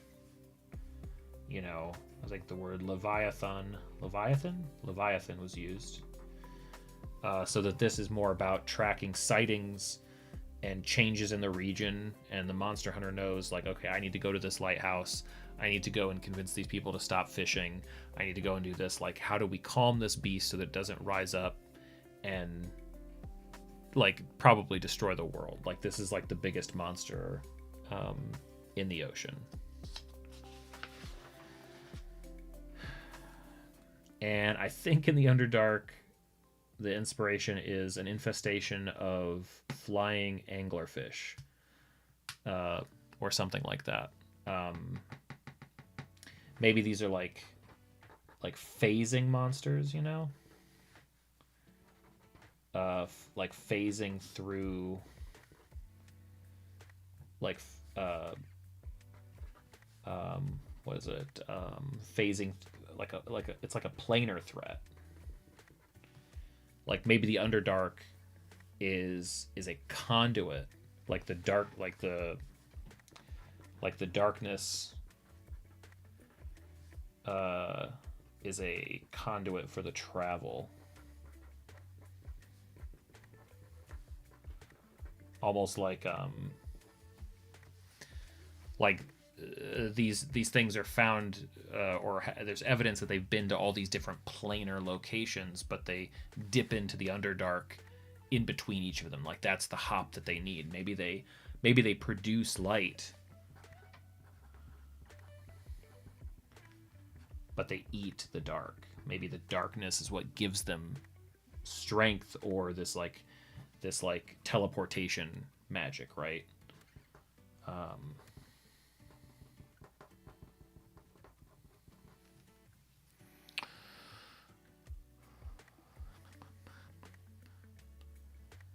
You guys have all sorts of cool ideas that I'm ignoring. Feywild and automaton, like a warforged. Oh, that's a cool idea in the Feywild.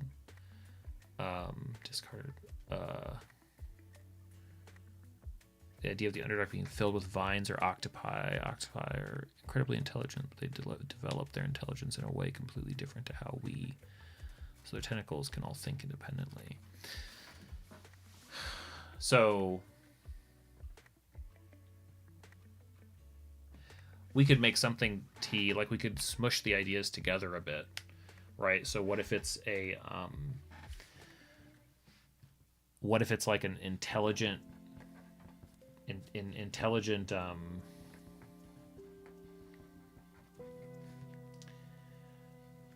intelligent mass, right? Like tentacles that seem to connect.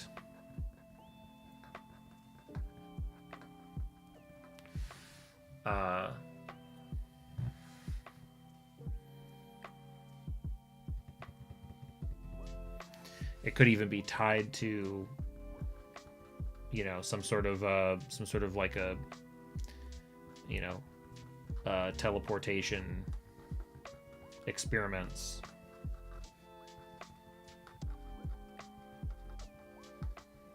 So almost like introduced by other intelligent life, and it's run amok, right?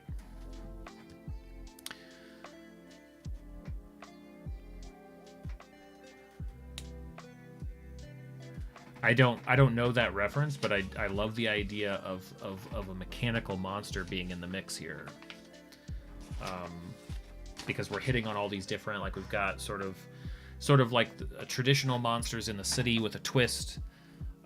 Whatever we come up with the forest, I'm liking what's growing out of the mountains idea. Some sort of multitude monster, a very large monster, something living but mechanical.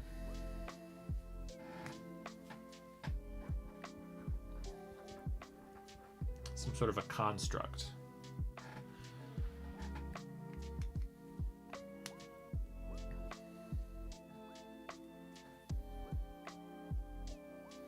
I mean, perhaps something was constructed to begin to make sense of the Feywild. Like, we can't go in there, but it's almost like scientific, right? Like, we can build a robot and send it in. But it won't. It hasn't come back, maybe. Or maybe not coming back. Maybe that's not enough. Maybe a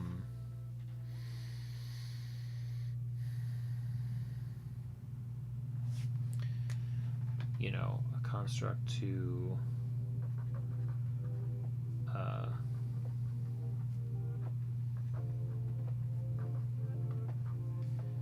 map the Feywild. A golem.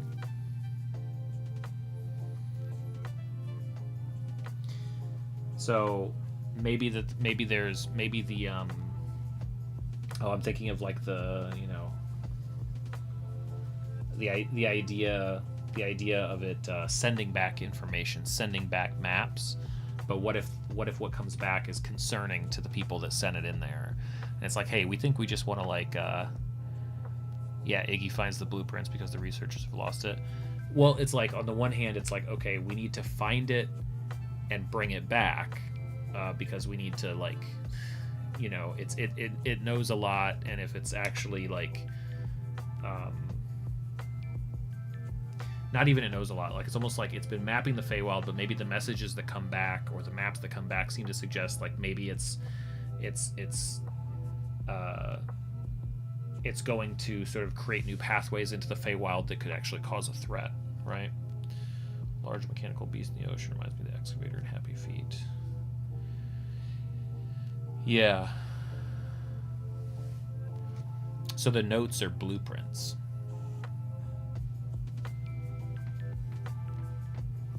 Be hard to cause. I feel like, so if something was constructed to venture into the Feywild for a reason, then I suppose it'd be as simple as, here are the blueprints.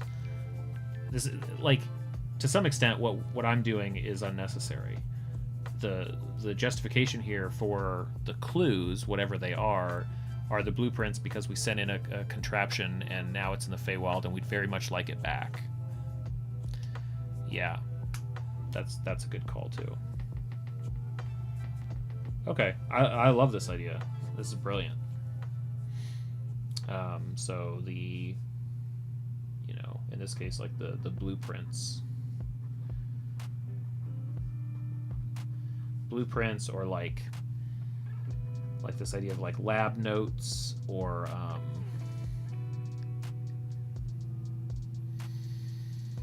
what's the like standard operating procedures.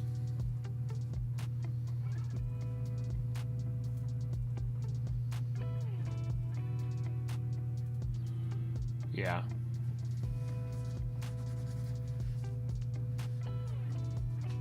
Super high tech, or is it? I think it would definitely be like, you know, mechanical. Like, I mean, it could be reinterpreted any number of different ways, I think. See ya, T.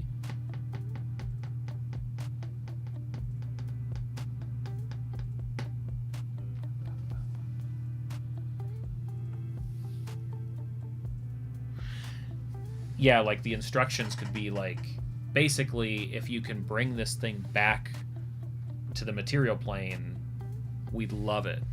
If not, gather up whatever it's collected about the Feywild and destroy it, right? Like, that would be the request. But obviously it's up to the monster hunter, who maybe would be like, I'm not comfortable taking this, or up to the players to be like, we need to go save this magic robot from the Feywild. Which, you know, that makes it, that's an enticing, like, it'd be fun to flesh out that adventure. It'd be fun as a player to be like, wait, we could go, you know, yeah, that'd be cool. That's a great idea. That's a great idea. Bitten by mountain monster, forest monster. So I think, okay, so the two that I need, let me just make sure again. So city monster, we've got a concept there. That's a strong concept. Feywild now, strong concept. The sea monster is a strong concept. And the Underdark with some sort of intelligent mass that is like eating and feeding off of the darkness. That's all cool.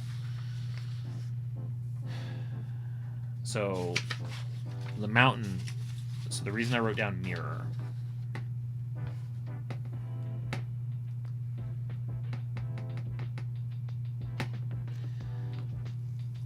so like not a mimic. Everything's always a mimic. What if it's just something that can impersonate what it sees in order to scare people away from its area of the mountains?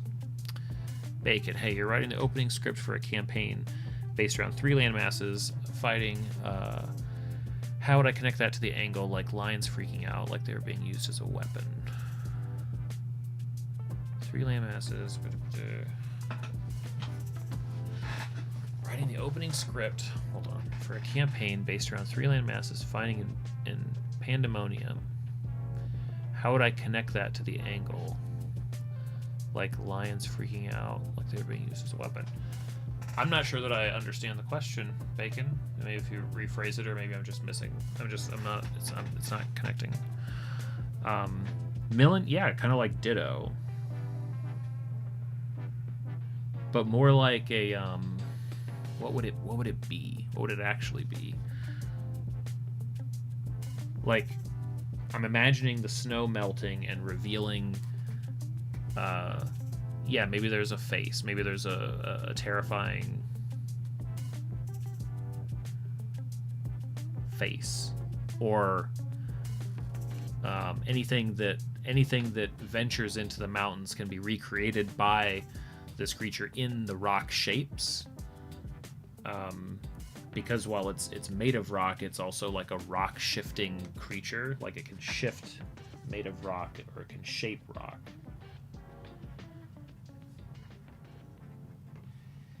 And so it's almost like protecting its own home by almost creating totems as a way to keep people away. But like, after it's been influenced by the witch, like, it could actually be depicting terrifying, like, witch faces and imagery, like, and basically causing people to flee the mountains or move out of them because, oh my gosh, there's a witch up there.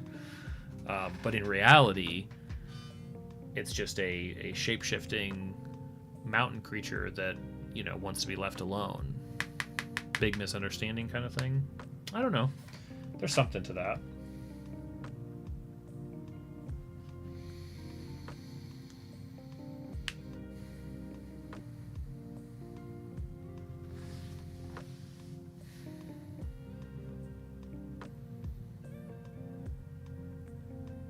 It is a potential big oh.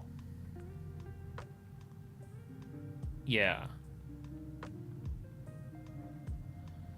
Rin, could what they find be the mountain communicating that there's a problem? It would need time to change the rock under the snow. People think that the statues come to life, but it's just him.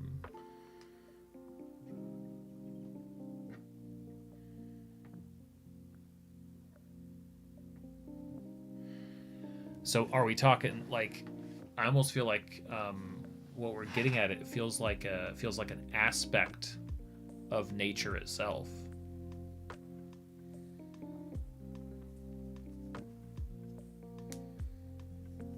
Right? It's almost like this idea of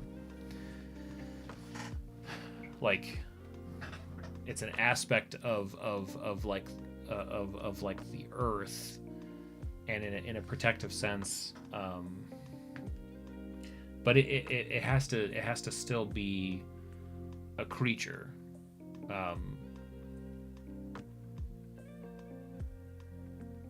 Trying to find a way around it being just sort of, it's like a rock monster.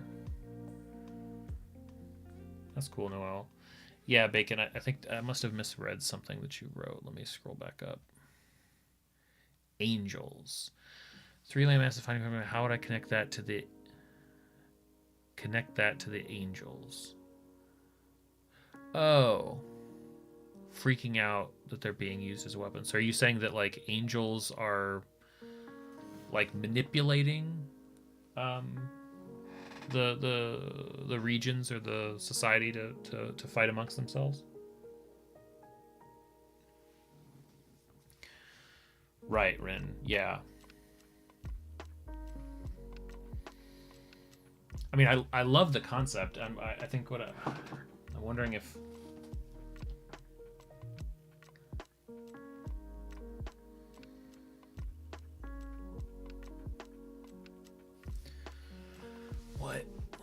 what is this idea?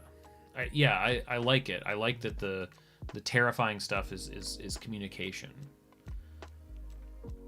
Like, especially the idea that, like, it's like long-term communication, where it's like, especially with like floating rocks or shifting things, like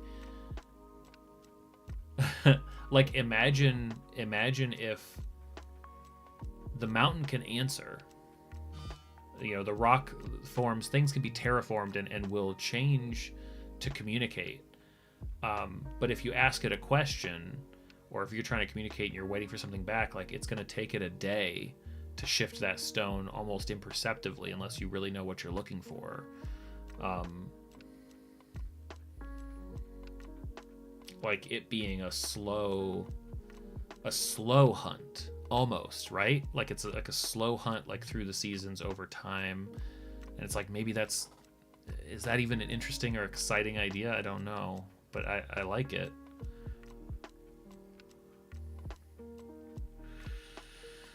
Hey, Blake.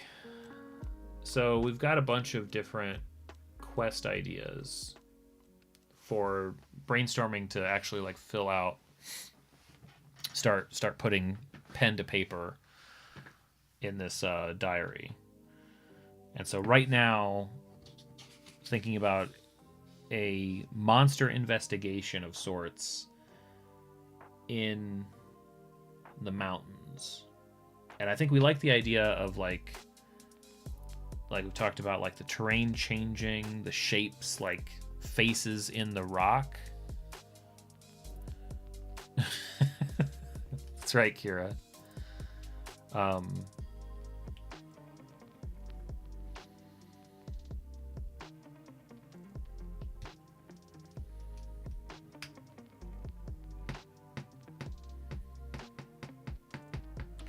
Maybe there's maybe just a pivot, because this one I feel like honestly we have like 3 good ideas lost in here. Maybe the pivot is like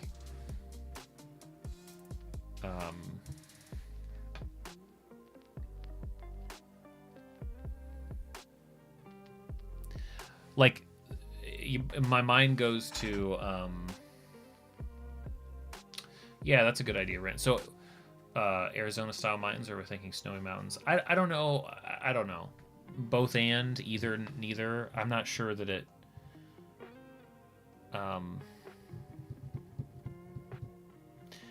So what if we played on the visual of people, like not just faces, but like full on people in the walls, right? So not statues. Like if you walk in, anybody who's played or run D&D, like if players walk into a situation and there's a bunch of statue people, everybody starts thinking of a Medusa, right? Like these people have been turned to stone.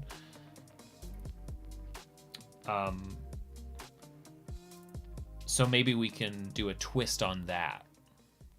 Maybe it's something like, because instead of being like turned into stone, it's almost like they get morphed into the side of the mountain itself.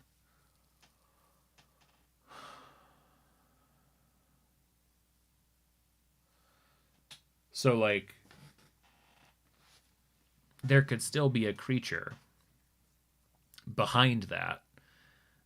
It's just a creature that's not a Medusa, right? But a different take on that concept.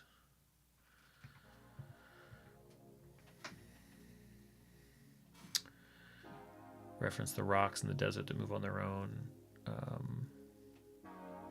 No, you're okay. You're okay, Bacon. I'll jump back up to it. Yeah, people in the walls, and then it's like, well, why are they in the walls? Like, what causes that? Can they be saved? Bacon, in this campaign, there are angel-like lions that are acting weird and hostile. Meanwhile, the whole I'm assuming he said continent has been in harmony for hundreds of years, and all of a sudden fighting in distress. Okay. Makes sense as a concept.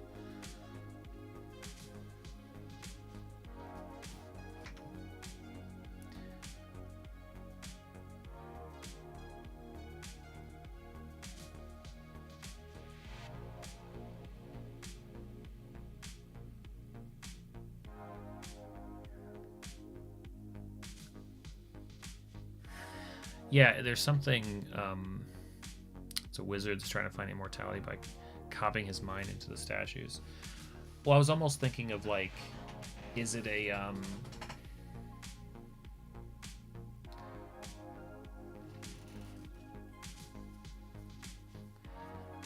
like this idea of it being a defense mechanism is interesting, right? Like as a way of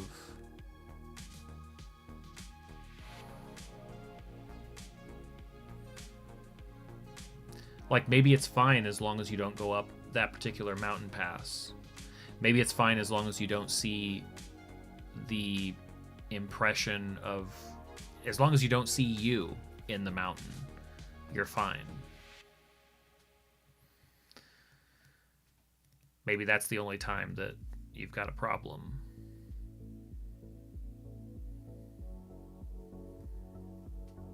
Any number of creatures could use that. I mean, it does feel like a weird sort of magical protection or illusion. Or some very basic sort of like cave monster that's consuming people and swallowing them up in maze-like caves. So like maybe the saving grace here is like a vertical style cave map where there are certain routes that are like impossible now, and it's a manner of trying to figure out, I guess, like the origin. Like they all come out from, like, there's still some sort of, there's a monster that can, you know, affect the stone walls or the cave walls in a certain way. I guess this is going more cave than, could be more mountain pass, could be more like the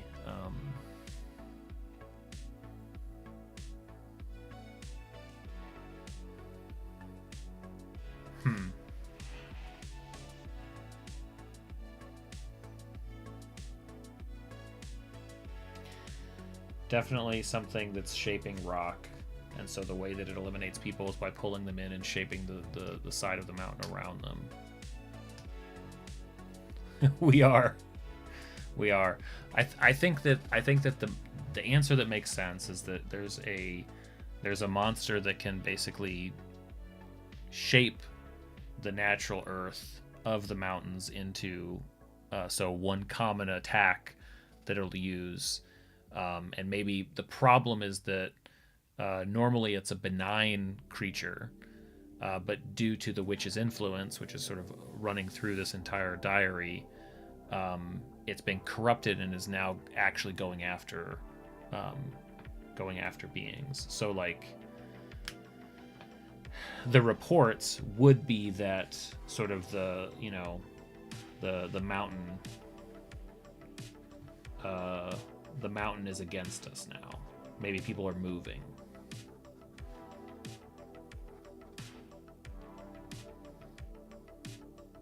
I'm almost thinking of like, what's that one Goosebumps book where it's like mud people, right? Yeah, kind of like a corrupted elemental, or just something like, you know, take the idea of an elemental, and then we'll advance time by thousands of years, and it sort of mutates and morphs and doesn't even remember what it is anymore.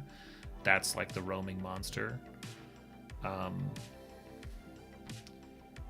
And maybe what it, like, you know, like normally, like, and this could be communicated by people that are leaving the mountains, is like the, you know, the mountain, they personify the mountain. Maybe there's a name, or it's the spirit of the mountain, and that normally it basically creates, you know, depictions of the seasons. Like they can read the designs in the mountains. There's a symbiotic relationship, but it's been corrupted. Yeah, some sort of symbiotic, almost like a spiritual connection.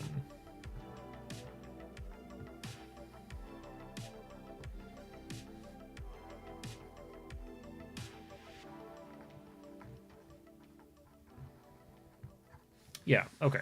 We can make something out of that, I think. I like the idea too. I like poison that turns things to stone, Blake. That's cool.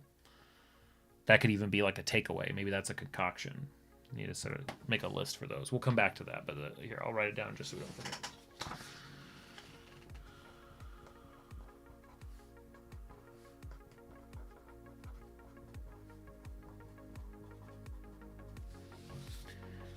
That'll be next.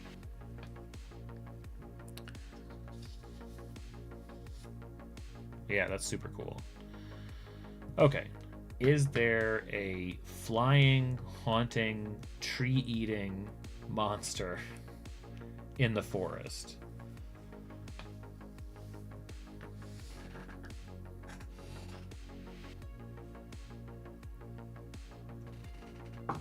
There could be.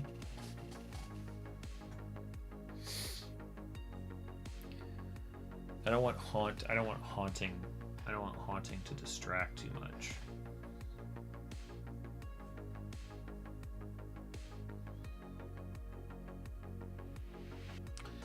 It could be something that is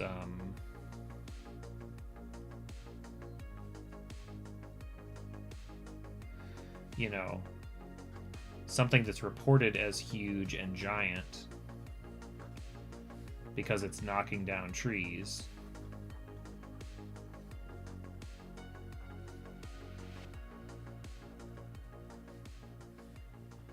But in reality, the trees are falling because they're almost being sliced in half because the wings of this creature are like razors, and it soars through the forest, and even the trees aren't stopping it. Carpenter ants with wings like a swarm, maybe. Hey, Purple Boy. Oh, we have a request. Hey, everyone, I need a synonym for network. A group of people who are interconnected that starts with P. I'm terrible at that.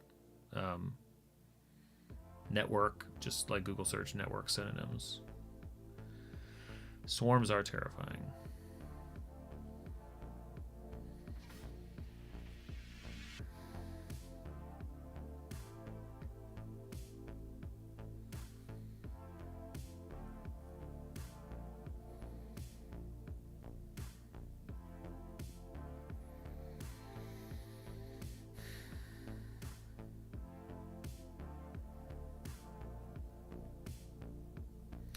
What if the trees are falling because they're rotting?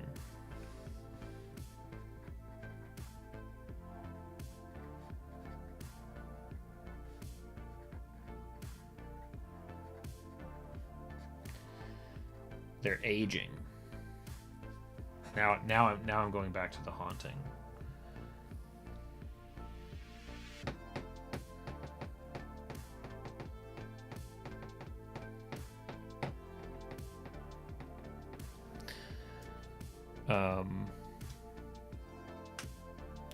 Maybe there's a creature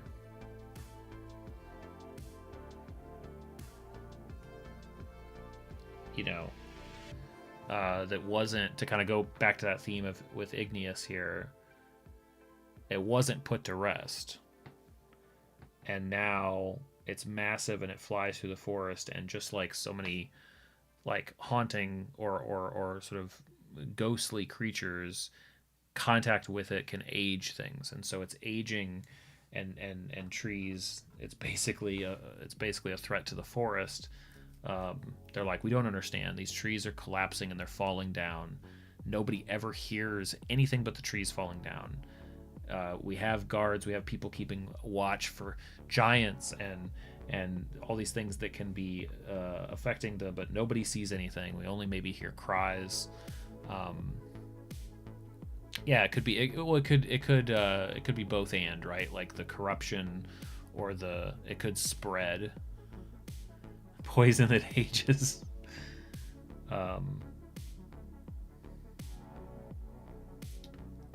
Yeah.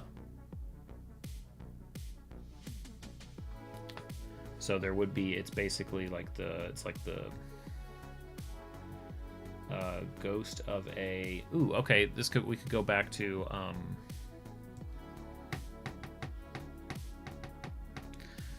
mean, it's definitely some sort of a.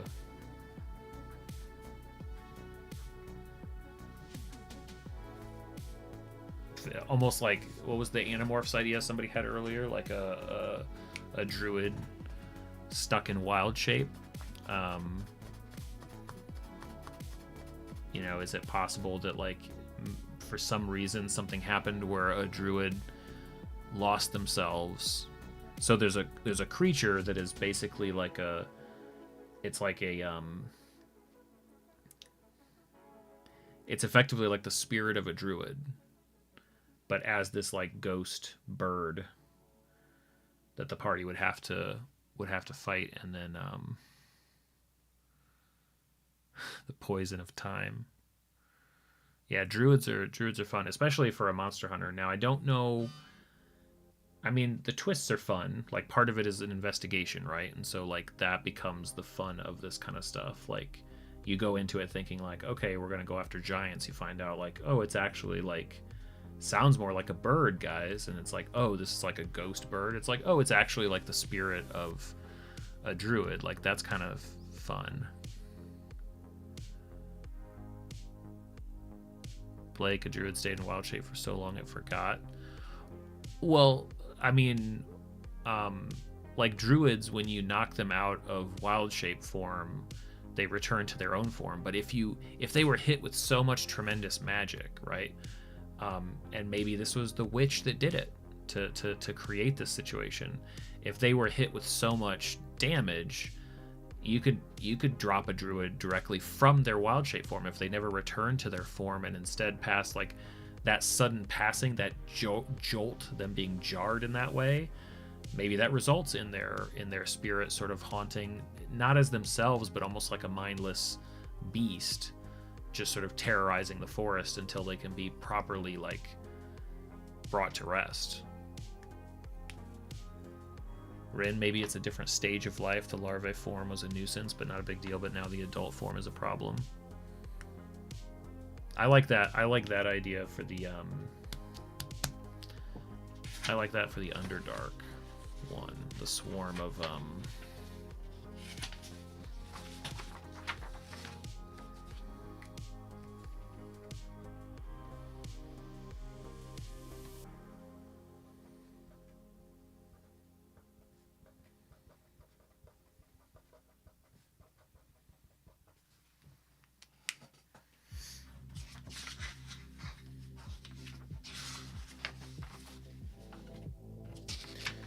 so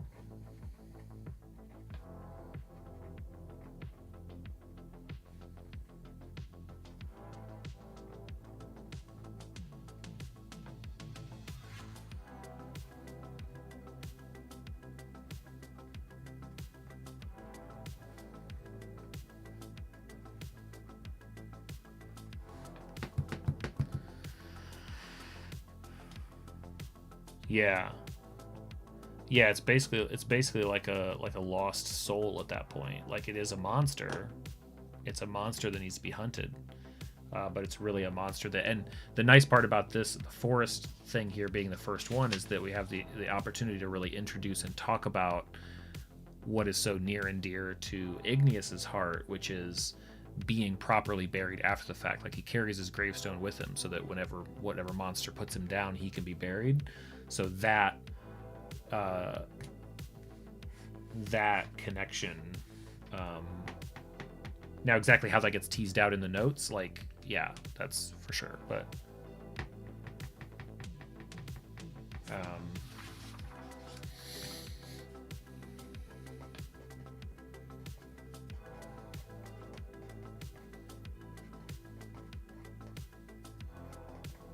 creature concoctions, I think we called them, something like that. So I have in the plans here recipes, 3 spreads worth of recipes for monster potions. What do we call them? Time tracking, unfinished diets, monster diary, the jaws, blah blah blah blah blah blah blah. Creature concoctions. That's what it is. Yep. What do we have any market value? Who to sell to? Mechanics. Okay. So tying them to this stuff makes sense. So like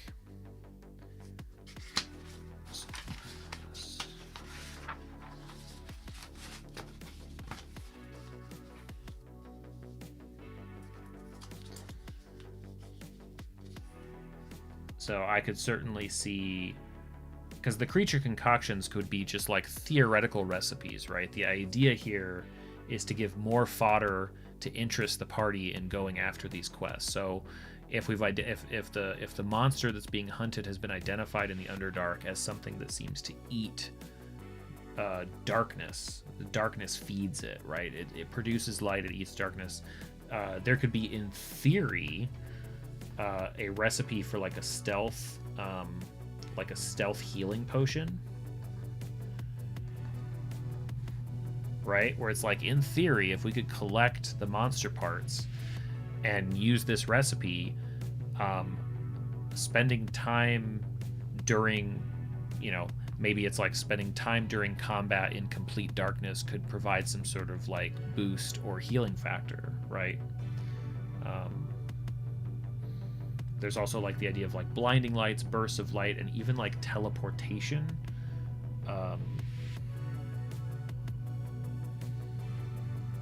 Kind of reminds me of like how cool it is to sort of bounce between shadows, like teleportation through shadows.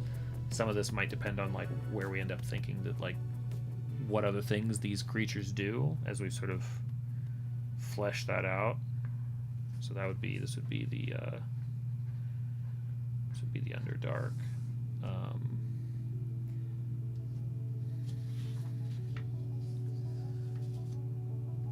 A burst of light as it eats, or like a yeah, I definitely like the burst of light thing, especially because in the Underdark, that's going to be what's damaging things, right? That would be harmful.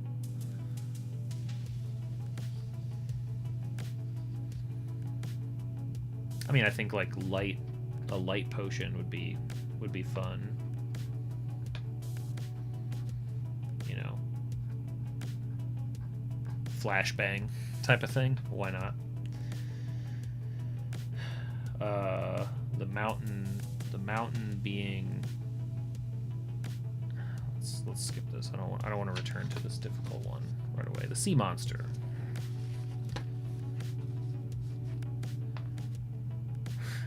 I mean,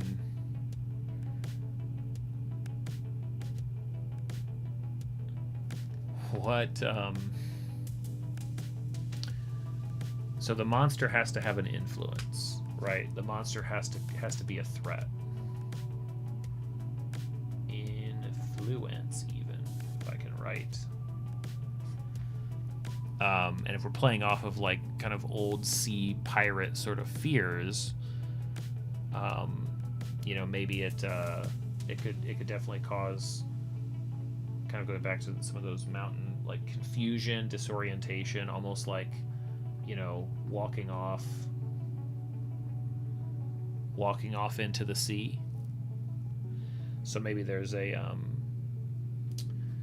you know, some kind of potion, some sort of like you know, some kind of confusion or like call of the sea.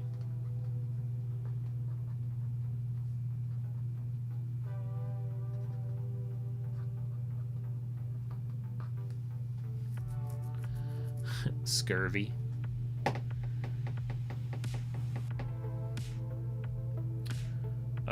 Could also certainly be any sort of like, I feel like anything that's like, oh, water breathing, that's boring. But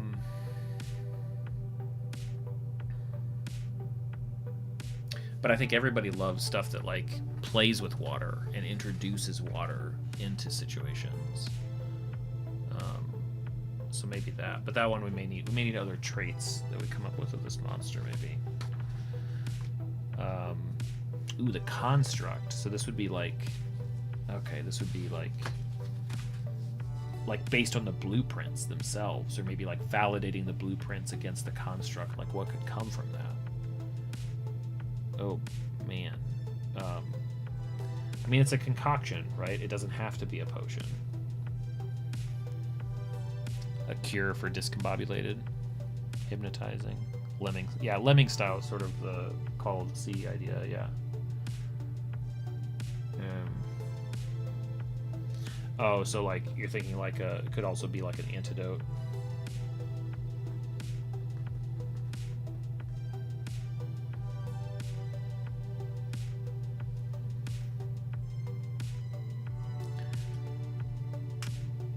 So, I mean, at that point, the sea monster is almost like an aspect of nature again, like the thing in the mountains, right? Which could be cool, because that's like the witch is almost like corrupting nature itself, which kind of fits. Granny might do that.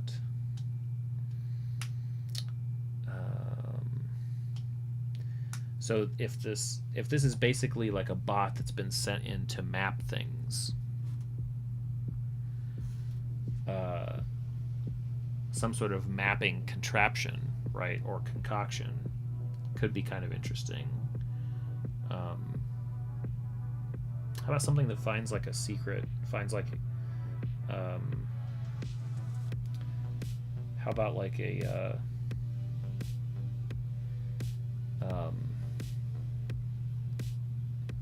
you know, how about like a, what's it called?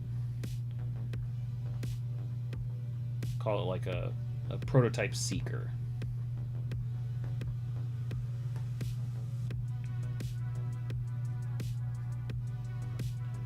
This one's from the Feywild. Like the contraption that they're able to build for it. It's not a potion per se, but it's using the blueprints and the parts, and it basically gives them like a non-renewable, like a d6 plus 1 number of times that they can basically like press a thing, and within like 60 feet, any secret entrances, any treasure, anything invisible is basically revealed to them. But basically once they hit it that last time, the thing's gonna explode.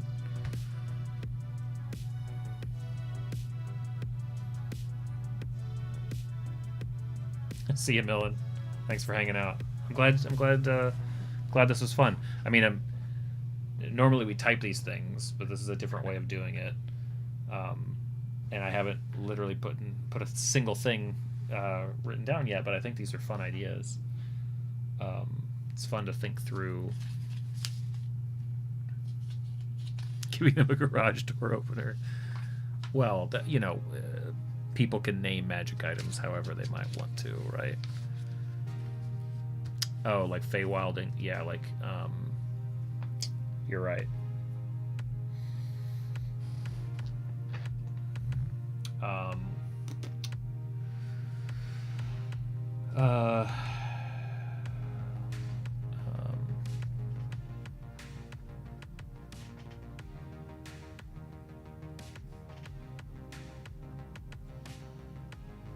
I've done this in a couple of ways in my campaigns before. Again, another reason that a party might be interested in doing an adventure with the right Feywild materials identified in these concoctions. Call the potion a good night's rest.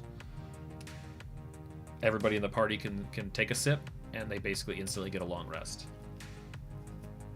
You don't want to give a bunch of those in the campaign, but having them available so they can be like, hey, let's all of a sudden like boost ourselves back. Like, it kind of goes either way, right? Like, you give a party something like that, and they're either going to like, they're probably going to save it a really long time because they don't want to waste the time that they use it, but they're also going to feel like geniuses when they think to use it. I don't know how big the construct is. I think it would have to, I kind of imagine it being smaller when they send it in, but bigger when the party tracks it down, right? Like, there's evidence of it sort of almost improving itself using branches and using elements. It's now become like a Feywild construct, which, now that I say that, is a mini that I want to exist at some point. That should be a thing.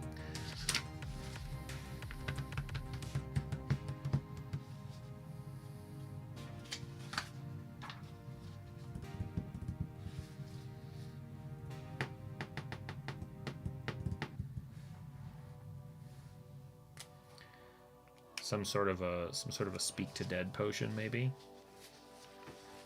Well, that wouldn't make sense because the party's not gonna. Well, will they know? Do they know it's a ghost? I think they know it's a ghost. So some sort of a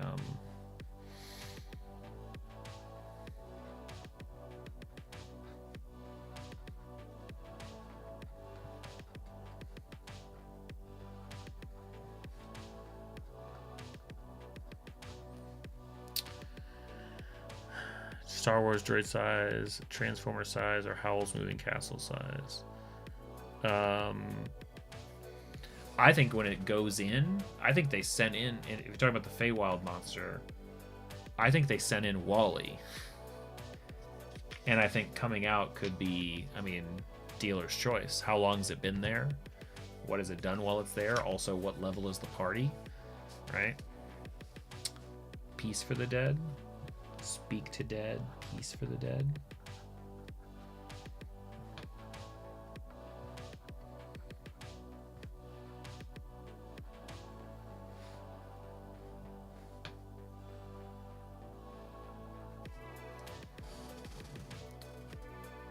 what's written in it. He probably figured out. Yeah, I think because I think we definitely want to take it sort of one level. That's why it's really cool that a lot of these have multiple levels. Because, like, for instance, in the city, I think that Igneous would be able to identify, like, it's definitely not aware, if that's true. It's definitely not a vampire because nobody's been turned or whatever. Like, right, like, so we're looking for a monster that's this, and this. It's like, interesting. That's news to me. I've never heard of something that does that, right? Enough of a hook and enough of a hopefully like to give players like a rolling start. Same thing with the forest monster, right? Like, it's definitely not something huge and giant based on this analysis I did of these trees that are falling. It's because they're rotting from the inside. I think there's actually a ghost haunting the forest. Okay, now they know that there's something to go do, but they have no idea what the nature of that haunting is, but it gives them a sense of like what they're going to be. This is very similar to how I like to seed. Like, I don't even know all of the ideas, but this is often when I'm planning stuff and putting ideas in front of my players. Some of this is all that I'll have thought up, because then once they decide, hey, we want to go to the city, or we want to go to the forest, or we want to go to the sea, now I can figure the rest out, right? Monster. Ooh, he probably would have a monster classification system. That's a great idea. Hey, welcome back, Andrew. Some sort of a monster classifications. Probably he would. Is it aware and conscious? Is it deliberate? Right. Yeah, probably. Maybe the journal could contain an ancient language that only the writer speaks, and we have to decrypt the letters he sent. I love that idea. I actually did that. Not exactly an ancient language. It's explained differently in this wizard's journal that I made. But there are entire sections of this journal that are effectively in another alphabet. So it goes on for pages like that. Basically as a means to protect certain information that this party had uncovered. Let me find the other pages. There's 3 sections that do that, yeah. I believe I switched it so that it was like each color change was a different sentence, because there is no punctuation in this at all. Yeah. Oh, thanks, Blake. Yeah, I've been trying a new approach to some of these videos, and just sort of like, especially with no music. I'm usually really relying on music, so I'm trying some more like sound-driven stuff. But no, the big idea here, Andrew, to satisfy that idea, because I really like there being something that can be decoded. Basically, there's going to be markings that are found at each site that ultimately are spelling out Granny, because there's a witch that's been manipulating things behind the scenes. So there will be something to decode. Thanks, Andrew. Gravity Falls is on my list still. I haven't forgotten about it. Okay, creature concoctions. Put that there. Put that there. Okay. What else? All right. So let's gather these back together. Love all these ideas.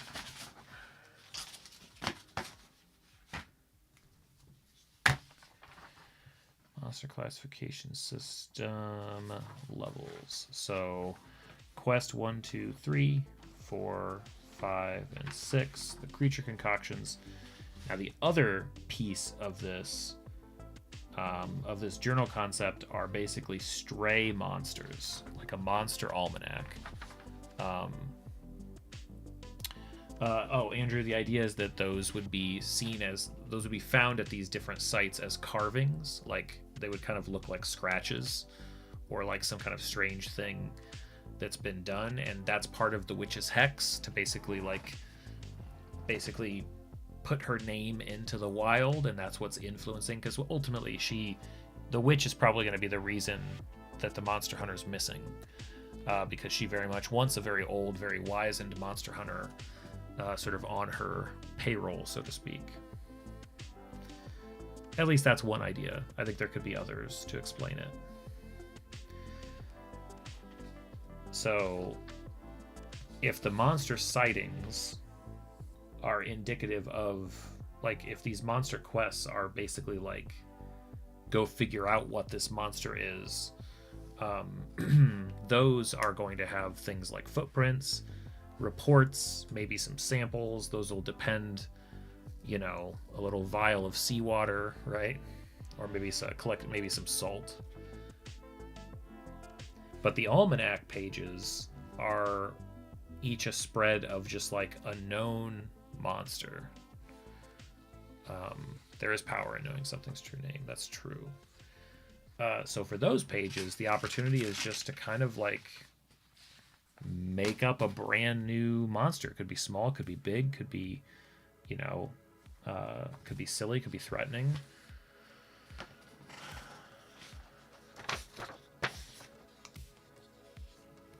This particular person behind this diary is this turtle. Sorry, the light's bad. This monster hunter named Igneous Root. He is a turtle, and he hunts, tracks, finds monsters. So I think we can probably dovetail off of monster classifications, because the almanac is the perfect place to sort of extend out these classification ideas.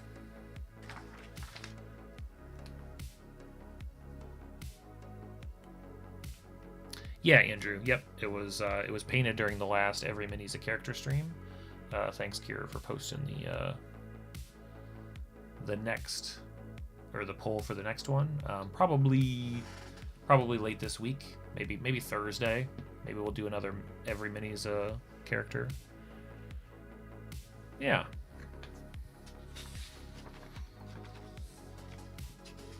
Ooh, slime. I love slime.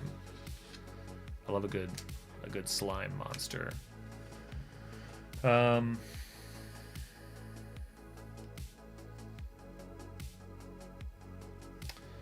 not going to put it on the heading of classifications, because it's just a monster concept right now.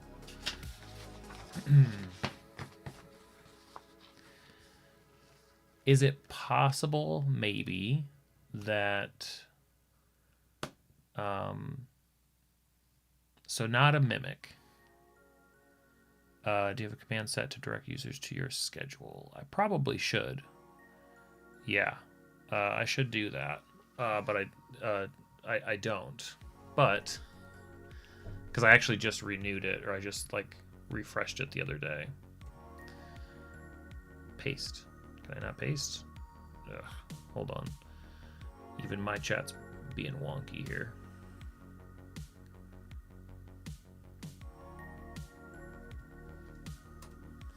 That's my stream schedule link. Well, not a mimic, because I need it to be, if I'm drawing it up in here, I don't want it to be like repeat monsters.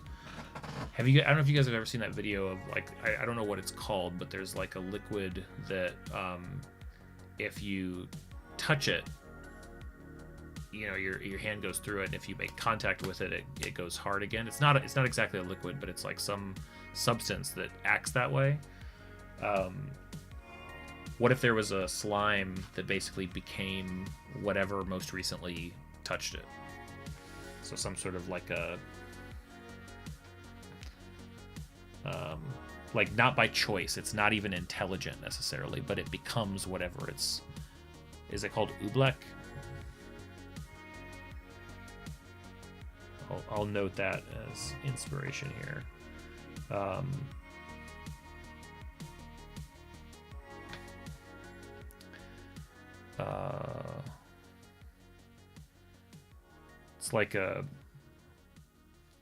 It's like a shifting slime. I know the words aren't in the right order, but some sort of a shifting slime. That's a fun idea. Yeah, non-Newtonian fluid, right. So shifting slime. Words have to go in order for me, I guess. Can't take it.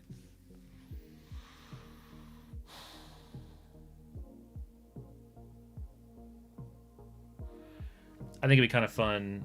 So part of the, okay, so when we think about a monster almanac, there's two different, like, there's one main reason for it existing, apart from just being like, wow, that's neat. The reason it's super fun to have and to give players a monster almanac is that it gives them basically a heads up to potentially really dangerous stuff.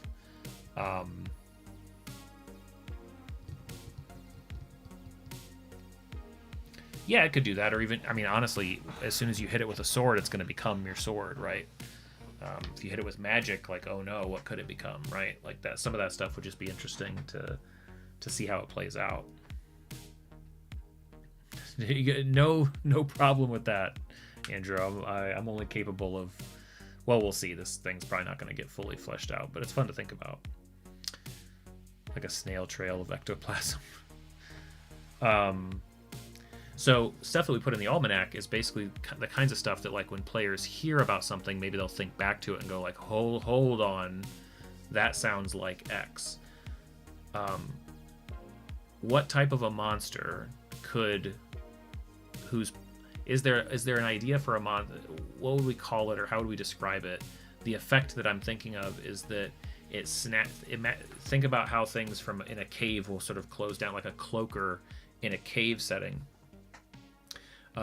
What about in an outdoor setting? What if there is something that could basically grabs and shoots like 60 feet up in the air and drops? Like, what if that's its attack, right? It's almost like a,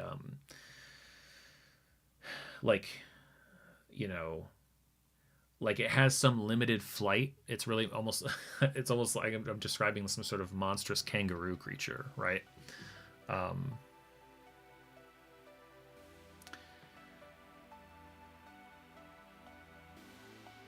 But I like that idea of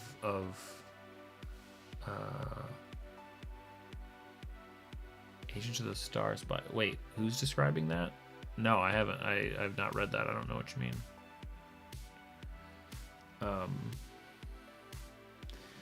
But I like the idea of almost like a. This is gonna, you know, some sort of like a, almost like a slingshot bat or something.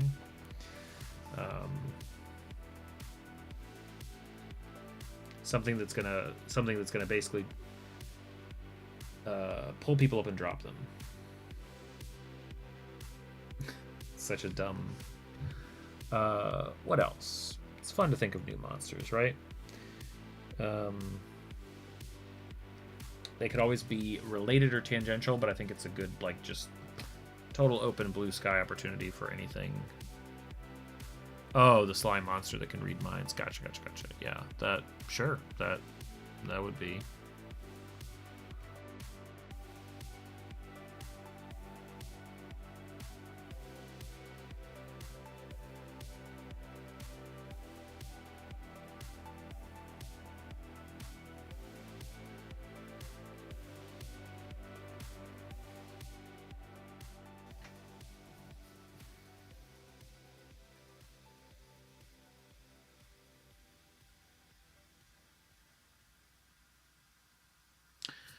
Could be a,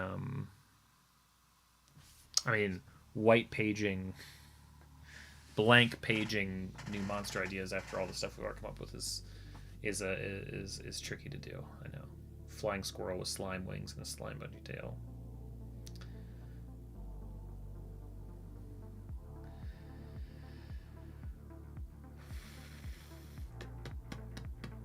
Trying to think of things that I've used in my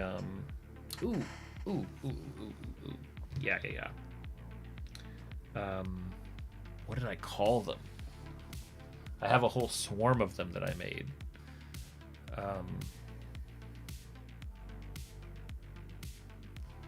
We'll just call them.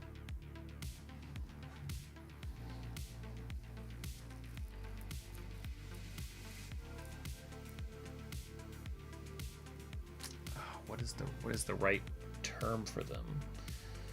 How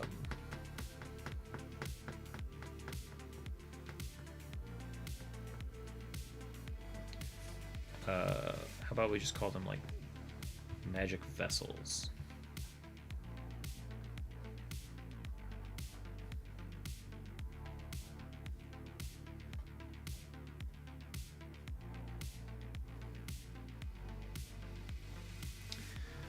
So I introduced this idea in one of my campaigns. There was a whole dungeon themed around a particular spell that had been cast over the years, like thousands of times, and it basically took like a humanoid form. So there were like living magic creatures that were like a personified spell. And this is a super flexible concept, I think. That makes sense as a type of monster to be wary of, especially in places that are like full of like wild magic and strange events. Killer Flowers, Day of the Triffids, Prions. Oh, I don't even know. Like I wouldn't even say that I'm shooting at anything in particular here. Just sort of, I'm thinking back through my campaigns and the types of things, which I could always just like look through my my own monster notes to stuff that I've come up with, but.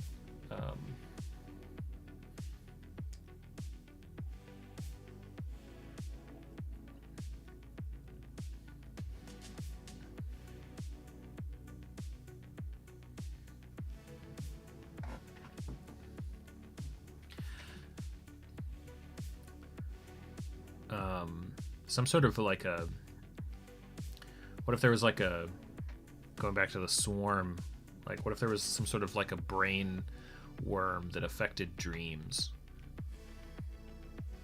like ate or like fed off of dreams, like I like that, like a dream worm or like a dream parasite.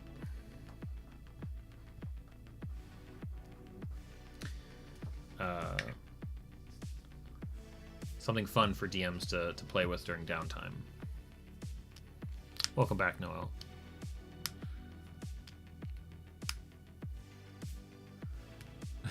Blake, that could, yeah, walking, talking counterspell.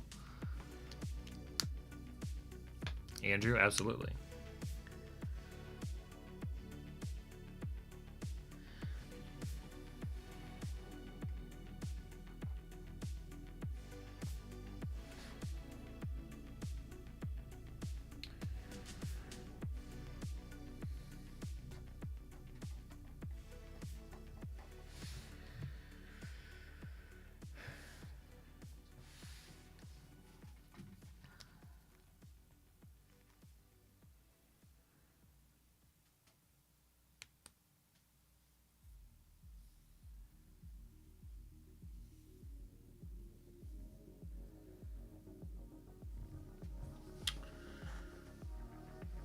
The rock monster, it could, yeah. Mirrors and dreams go together.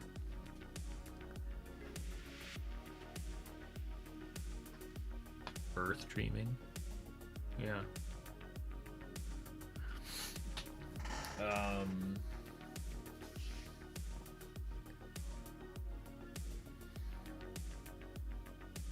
What else? I'm not asking you guys what else. I'm trying to verbally shift my thought process to some earlier campaign monsters, some stuff that I've toyed with.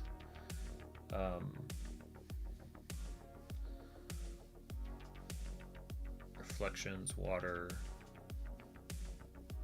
dirt, sleep. That's, yeah. I feel like so many things, like so many undead monsters have just been, they've been undead, they've been undone, they've been done and done and done and done. There's so many different iterations of them.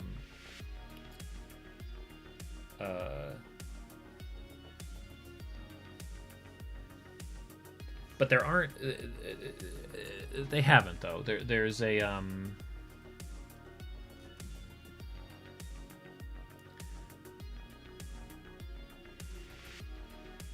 so this could be fun. A way to like relate to the forest haunting. I'm thinking of like the way that ghosts would manifest in like Ghostbusters, or as like objects sometimes being like a more paranormal vibe, like poltergeist type of vibes, but like in nature maybe, or like not like things and objects like taking on like it's like an animated broom or like an animated set of armor, like that's cute. What you really got to look out for is this, right? And maybe it would be like localized to but it would be interesting to have something like that in the almanac, because then if there are monsters similar to, and maybe like some of our just like reject ideas is what I should really be looking at, because that gives the opportunity for the diary to go like, well, the forest kind of sounds like it could be this like this type of haunting, but I don't know if that fits. I'll have to investigate, right? Psychometry, Blake? I don't think so. Yeah, holy water, that should usually work.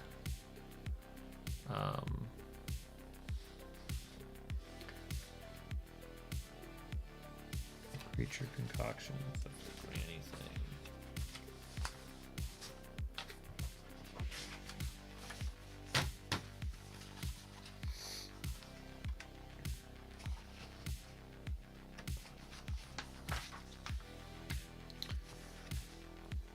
Yeah, we had a bunch of ideas here. Something made of rock.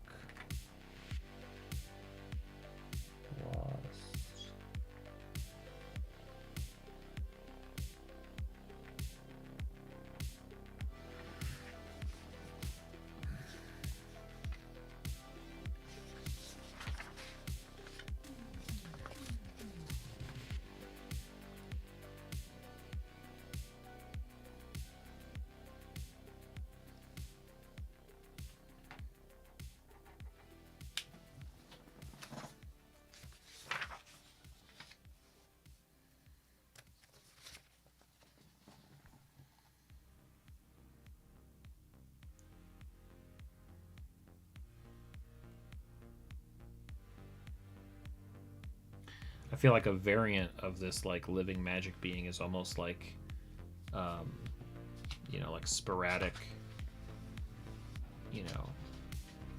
dancing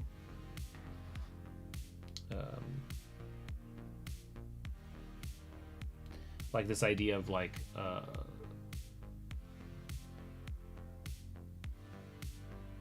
yeah, sorry, I'm getting there. I'm getting to a concept.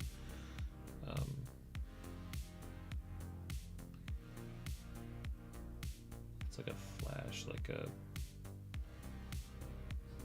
some sort of like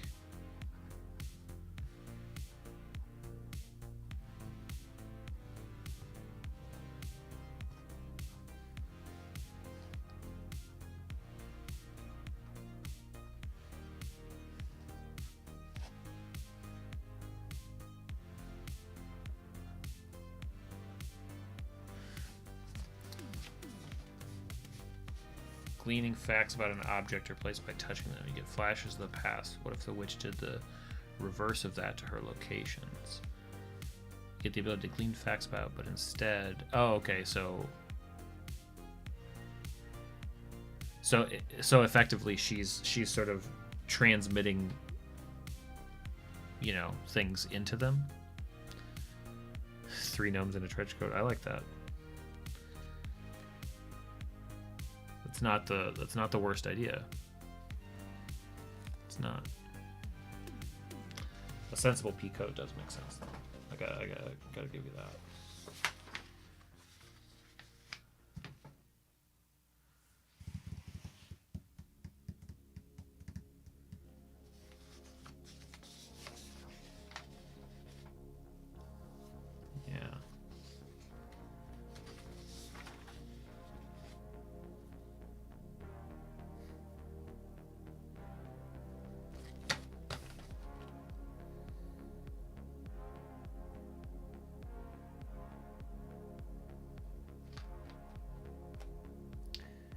I mean, why can't all the moss in a forest be a monster, you know?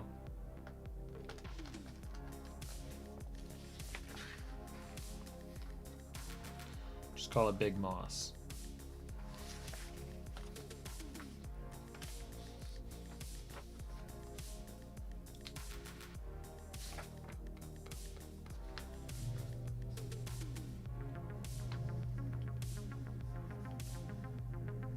Ooh, yeah, we also had the idea of, like, could there be a monster that uses traps? Like, a monster sophisticated enough that it sets traps for its victims.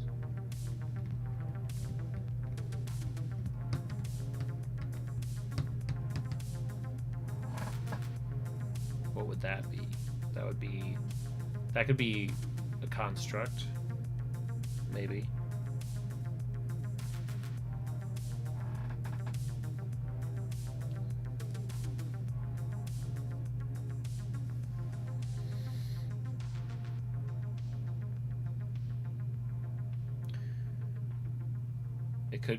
There could be a well, no, yeah, I mean, it kind of fits as a monster, like a threat.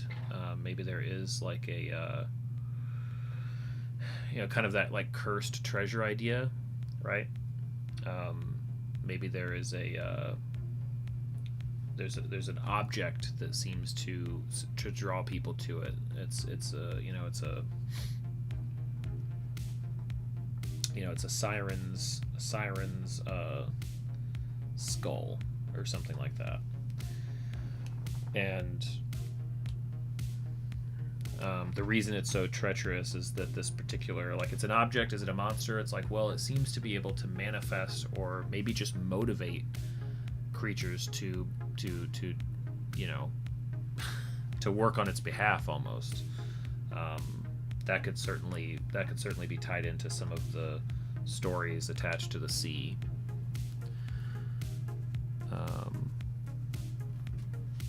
The largest living thing on Earth is a massive forest with interconnected roots stretching miles. See? Yeah. The anglerfish would use traps. Well, I like that. Just it existing is a trap for the mind.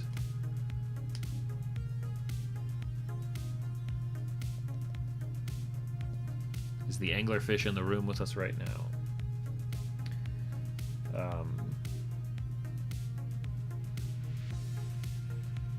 We also have this idea of, like, the almanac is a way to get away with the idea of there being sort of one way to beat a monster. So, like, the way alligators use their prey's thirst. I'm not sure I even knew that. So, like, silvered weapons against, like, werewolves and stuff, right? Some type of weapon. Oh, okay. You know what? It's always bugged me that things only go one direction in, at least in 5e. I'm sure it's the case in other stuff too, to some extent. But the idea of, like, well, eventually to face a lot of monsters, you're going to need magic weapons. Only magic weapons work. Damn it, wouldn't it be cool if there was a monster that only common or mundane weapons worked against it? What if magic, and maybe that's the answer for some of these, like, living magic beings, like, you have to come at it with something normal, with something untouched by magic. Otherwise, it's just not gonna do anything. Any sparkly alluring lights floating nearby? If so, beware. Talk about the siren skull. Yeah, true. Or, honestly, untethered spells. Maybe this one is like, can't fight with magic.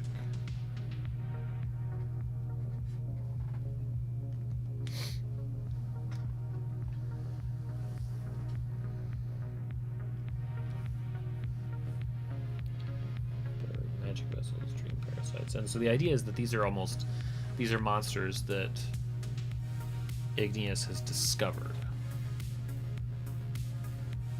That he's charted them down. A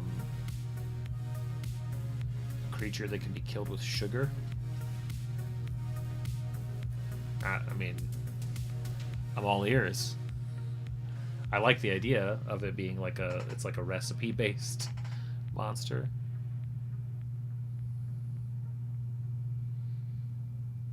Yeah, shifting. It's absorbing slime. That's what it is.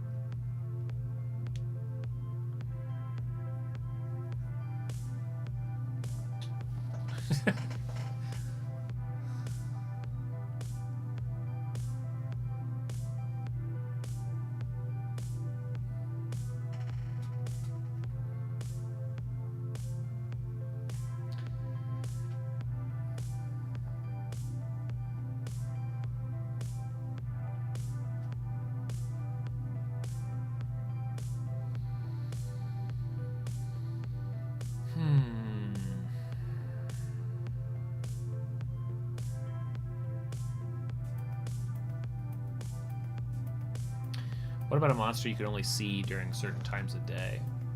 Certain parts of the day. You know, perhaps there's something that like, I'm thinking like folklore style. Like, what if there are things that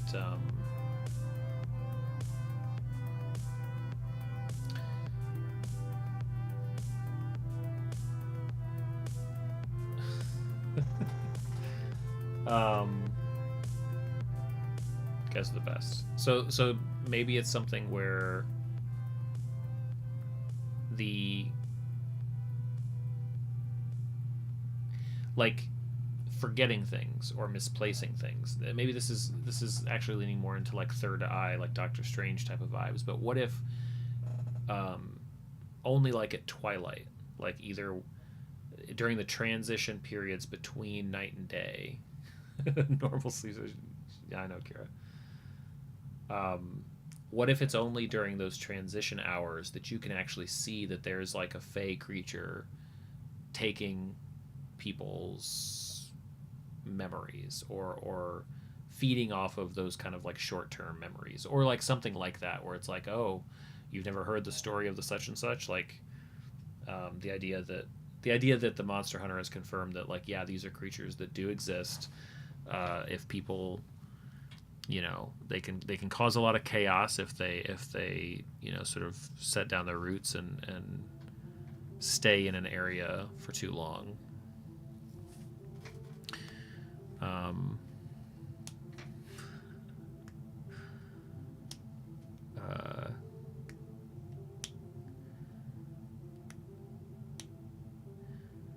They're like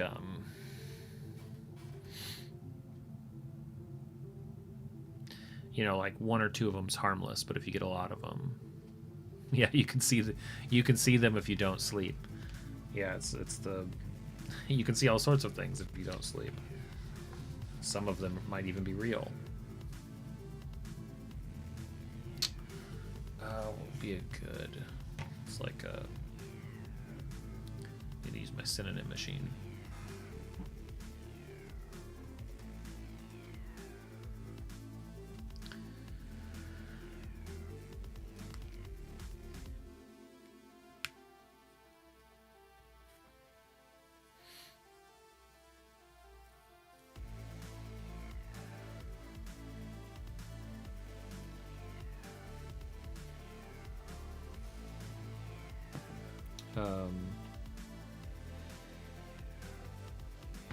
Yeah, what do we call them? Maybe it's just as simple as there's a Twilight Fae.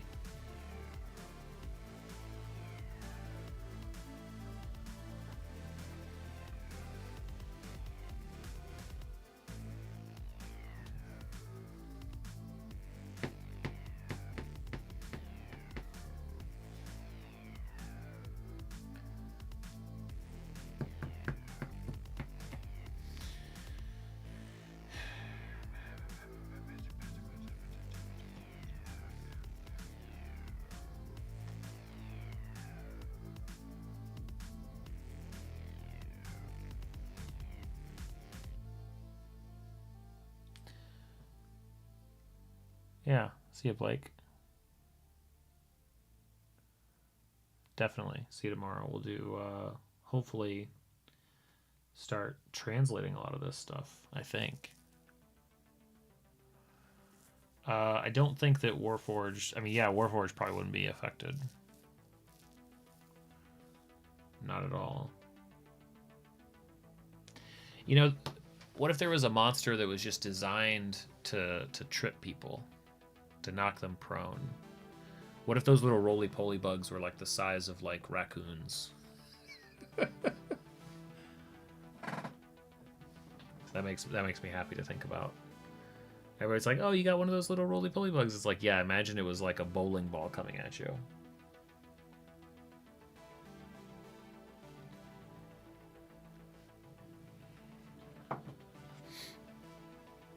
You know, shin monsters.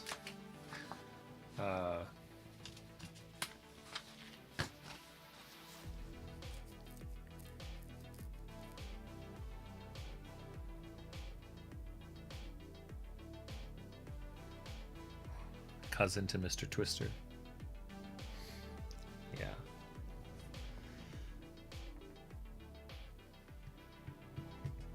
Tumble thieves? Tumble thieves. Well, definitely like tumblers, Tumblr something. Tumble thieves. That's definitely, that feels like a fey creature. That feels like some sort of a... Or honestly, it could be a construct thing. It could be something that's like, it's like a new invention from the Thieves Guild, but they're actually hard to find. Like they get released into the city, and then it's like now they're just all over the place. It's like rats. It's like, hey, we've got a problem here.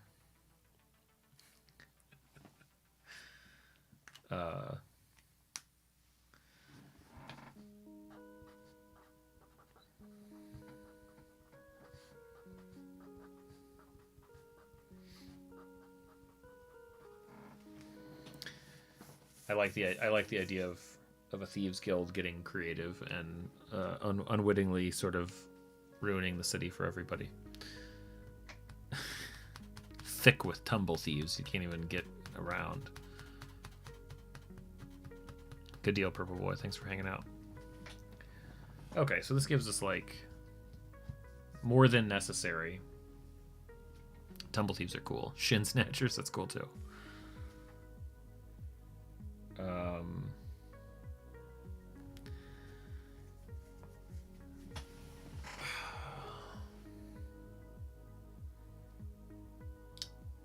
Maybe there's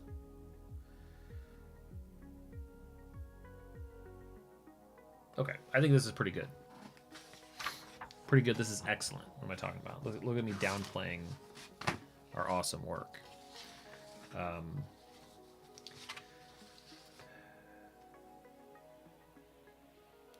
Monster classification system is a fun idea because it feels like a way to sort of like mix in some unique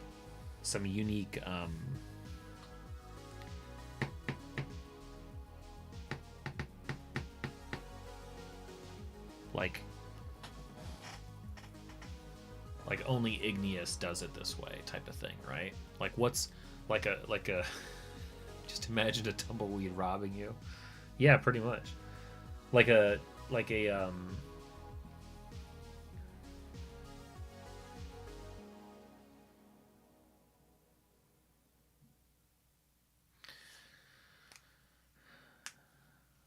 like almost, now I'm going back to my Mike from Breaking Bad inspiration. Like he would almost label monsters like you know, with words like nuisance. Like this is like a class 2 nuisance.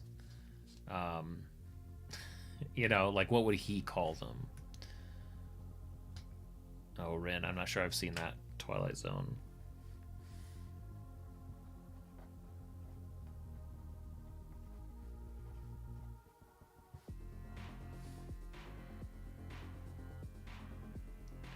Nuisance. I think that's how you say it.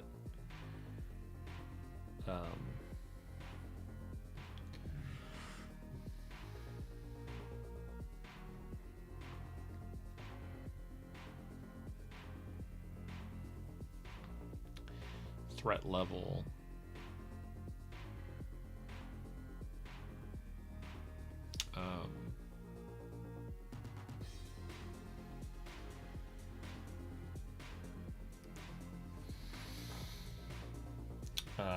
What's the word for like a nuisance or a pest?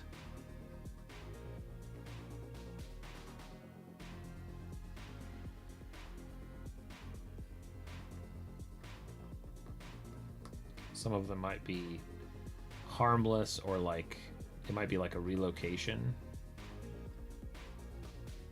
You know, like if he's classifying his work, right? Not everything's going to be a kill.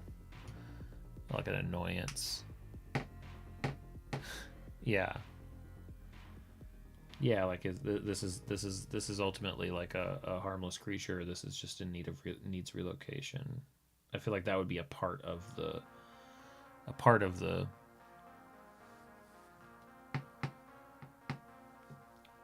that'd be a part of the formula. A rodent gnat. There's pretty much no size that you can make a rodent that would be good, bad, or the other. Morning guy's here with a terrible hangover. Sorry to hear that, Matisse.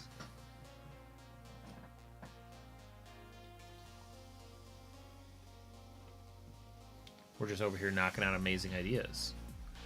You roll in here with trouble of your own.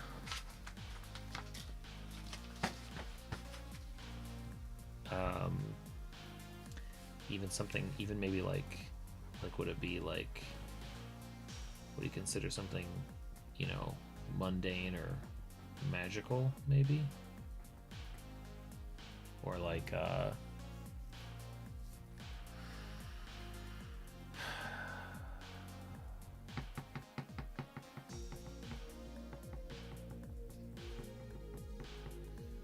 yeah, I don't know if he cares so much about. I don't know if that's his way of thinking. But I definitely think the threat level is one.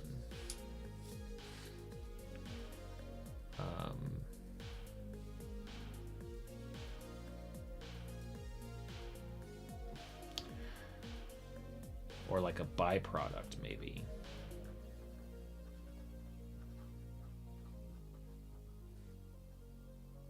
Or like a, you know, it's like a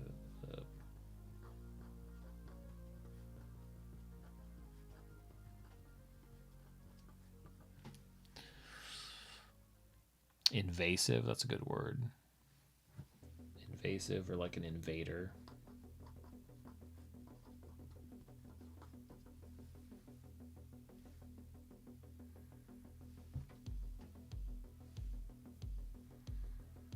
Okay. I mean, I think those could be some useful words to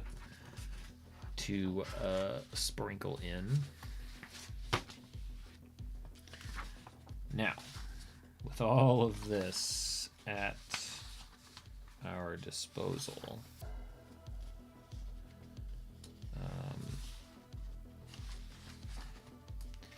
with all of this to work with,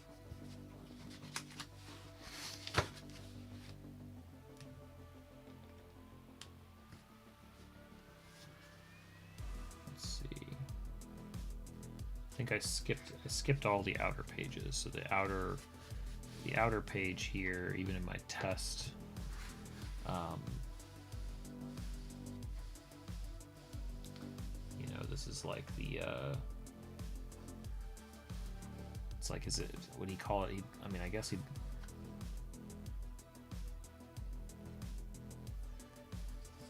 this would be marked up.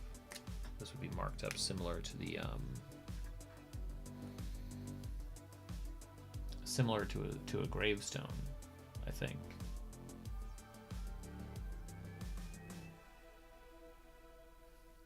You know, it's like property of effort. Guys, I already moved the whole paper over someplace else. No, I'm just kidding. That's a good idea. So like threat on the one hand, and effort.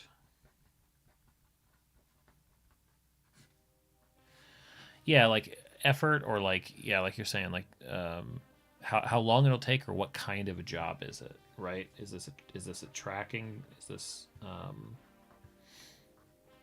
right? Is this like, you know, scouting? Is this like a locate? You know, is this a termination?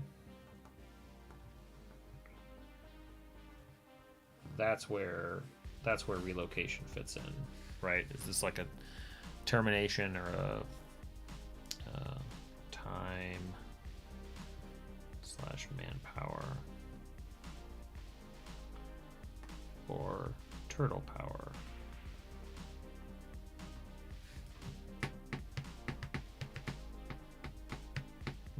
Harvesting.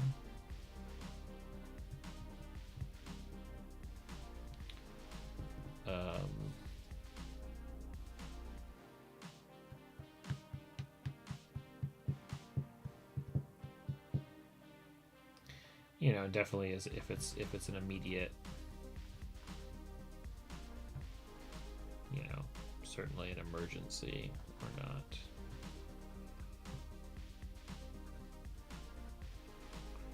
Or something that's like slow moving.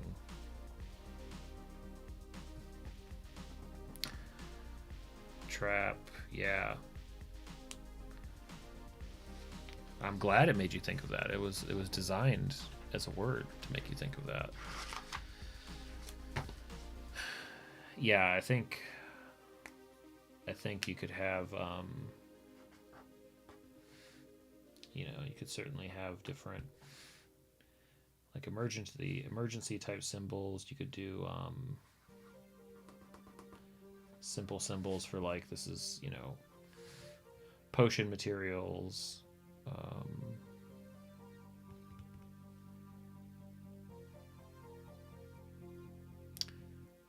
I think he always would.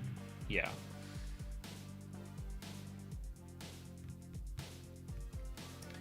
Certainly like a timing thing, right? Which could be denoted with, like, you know, how many, like, full moons until something.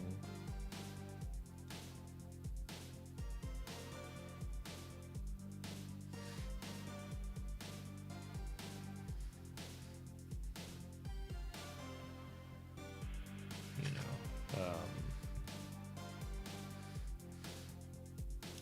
you know, is something tactical? Like, how smart is something? How much of a threat is it? Yeah. Does Iggy eat his prey? I don't think so. Most people would need 4 wizards in a week to complete this job. I'll do it in 2 days with a turtle. I mean, it depends on the turtle. Depends on the turtle. All right.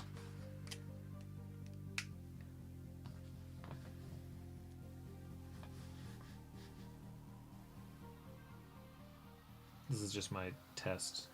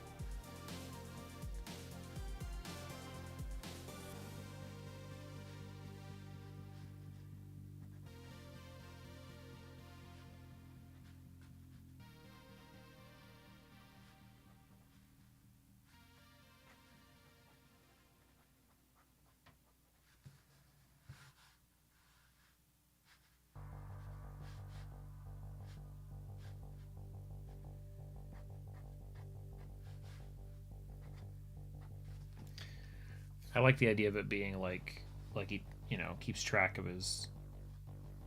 It's like this isn't the first, second, or even last.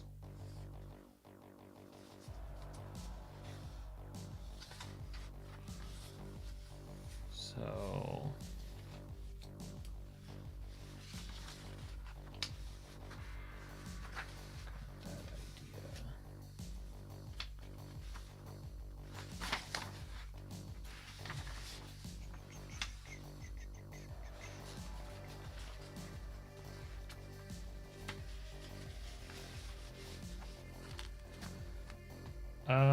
it's a good question. It's a very good question. All that I've really thought about is like how would the party come across this one, which what he does with them after. I suppose they, you know, are they sentimental? Does he keep them all in his pack?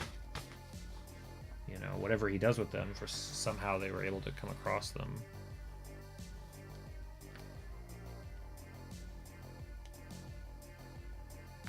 See. So we need a marking. Marking found all over the forest. We know that.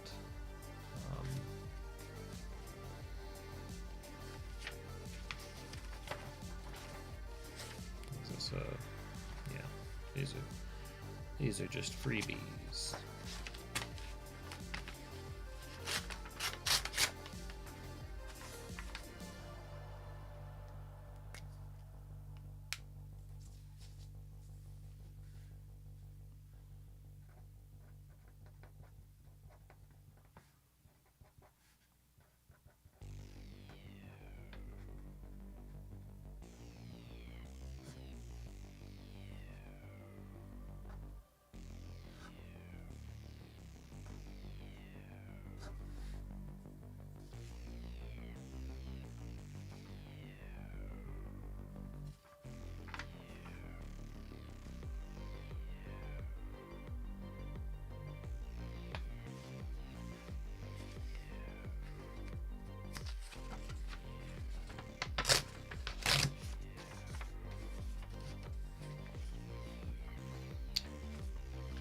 So this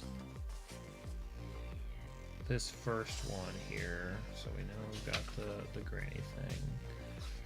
Quest number 1. Do you think he does like the cool thing where he like names the investigations? You know, kind of like a Sherlock Holmes style detective.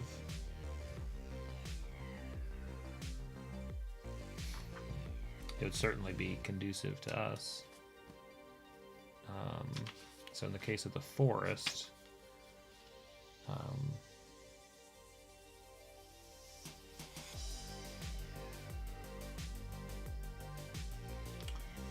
so it's killing the forest, and we know at its heart, which I mean it once was a druid, so it's kind of a nightmare, which kind of fits along with the haunting.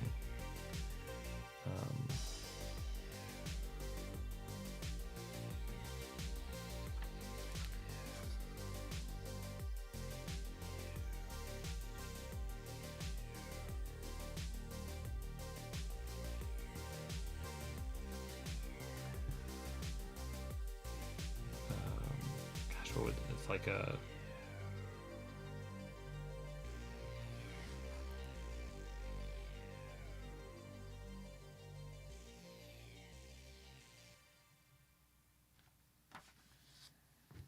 just call it some form of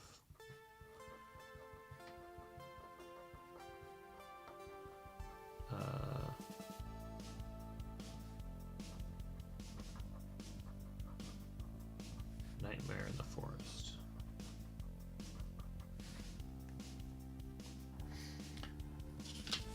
We could do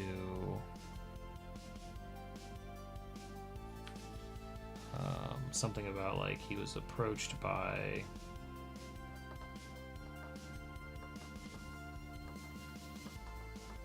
maybe he always writes in capitals. Is that a thing he does? Maybe. Who would approach him for this, or who would ask him to look into this? Maybe was approached by or heard reports of of... No, I feel like he would be approached by, because I feel like this would be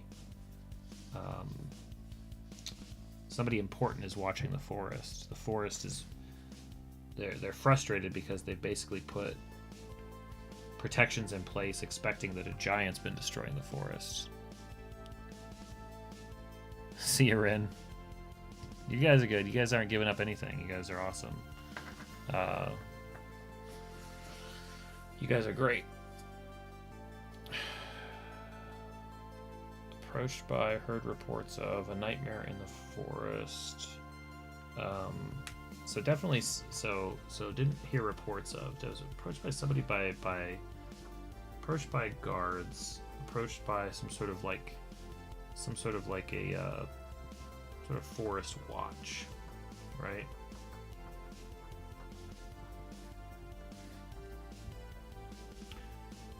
Now, scratches all over the forest would fit if we do this spread. So if we call this like page 1 and page 2, but we don't want to draw too much attention to that. So it could also be like, you know, some of the stories about the trees knocked down,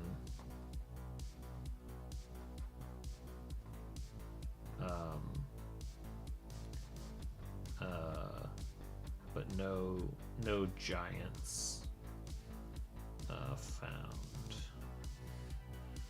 And this would actually be, I think, a good way of illustrating that might be doing like some kind of like rings on a tree type of thing, which is nice and easy to draw, and then coming in with some sort of like, you know, like he's identified like basically like signs of rot, that type of idea, because those are the reports. The trees are falling. He investigated that.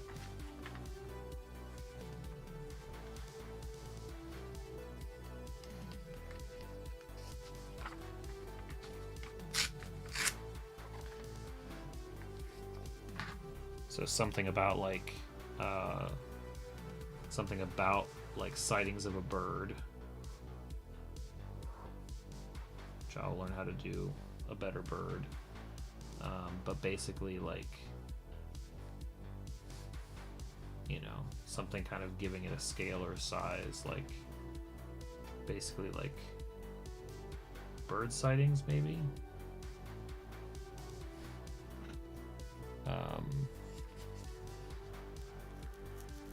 Let's see, 1, 2, 4. Rotting agent ghost, huge bird flight, bites out of trunks. Maybe some kind of note about like there was a you know, an expert in forest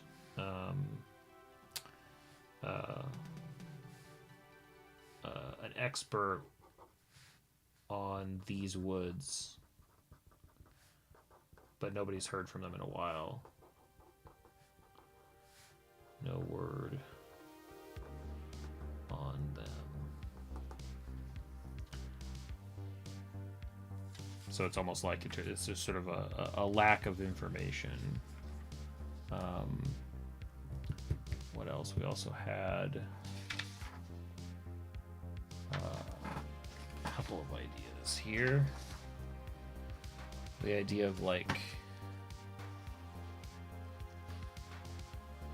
what was I saying? There was something undead, maybe, or something that was acting on.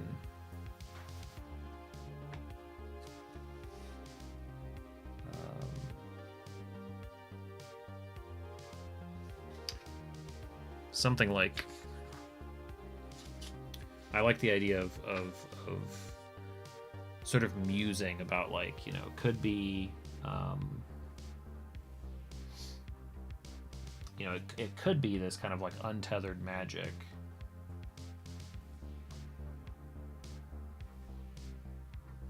But rot more than necrotic.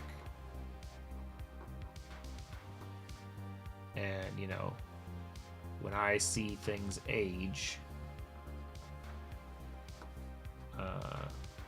or maybe it's not rot, it's actually just like, it's just like the lines, it's like old, like, quickly old or something like that. Like it's like they get way too close together or something like that. Maybe. I see things age dramatically. I think haunting.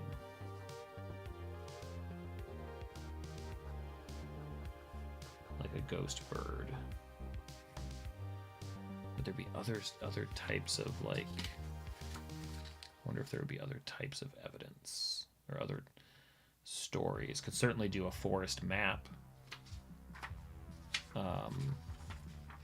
That would be fun. Could do like a you know, something where it's like kind of incidents, sort of charting them through, maybe.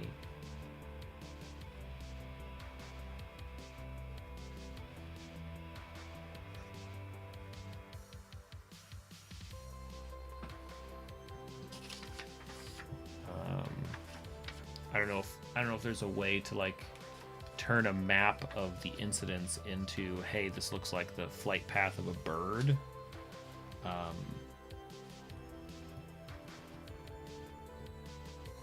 mean, maybe it would have to be like a sideways view of like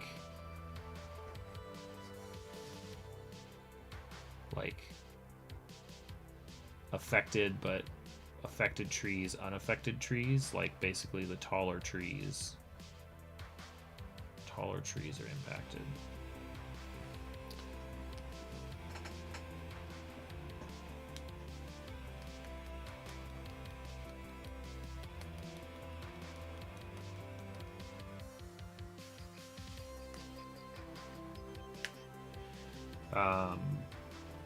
Something about, like, you know, why not now?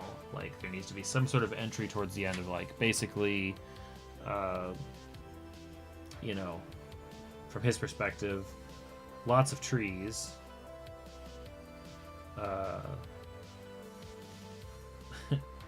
mean, maybe that would be, I don't know if that would be his sentiment or not, but, like, you know, nobody is threatened directly. Although it would be a good, although, like, if it is a ghost, like, if ghost, you know, sort of worth it for potion crafting. You know, he plans to return. Something like that.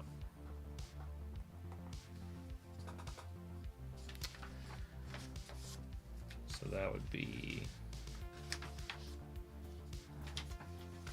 Okay. Got like a 1, 2...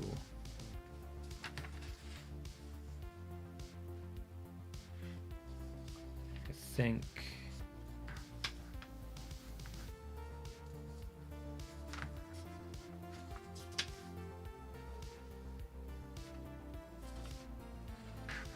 Yeah, I might shuffle those around. But that's a concept.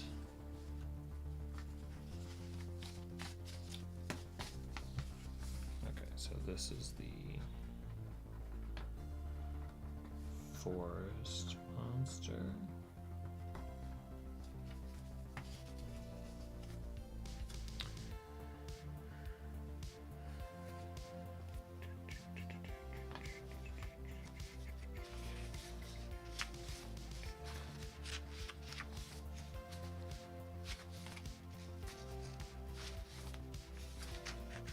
Hello. City one's tricky. I mean, they're all tricky in their own sense. Let's do the sea monster one. I think that could be a fun one to think about. Because... oh yeah, there also needs to be a mention about...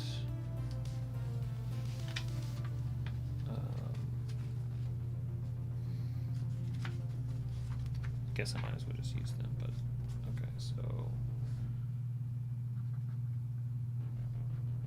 moss growing on the trees.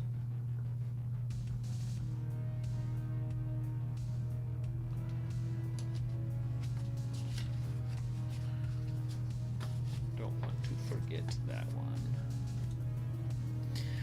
Okay, so for a sea monster quest,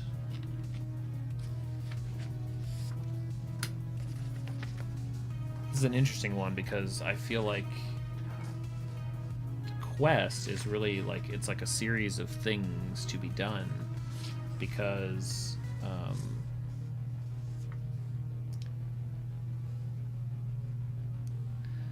I feel like this one would be like a it's like a relationship from afar. Like Igneous is aware of this monster, has kept this like insane leviathan underneath the sea peaceful, right, for years. It's not like he has talked to it or exchanged any, like, has he even seen it? I don't know.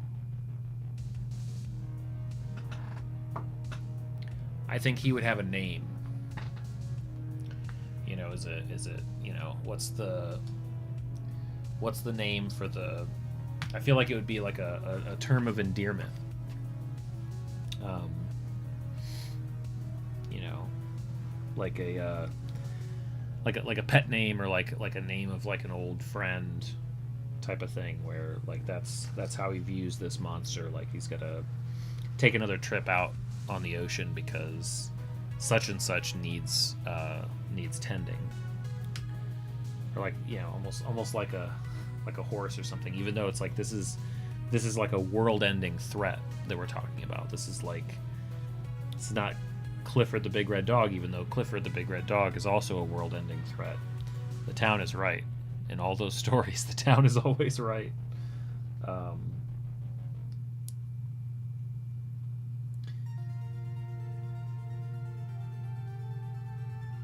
feel like a you know, something like a Sarah is too simple.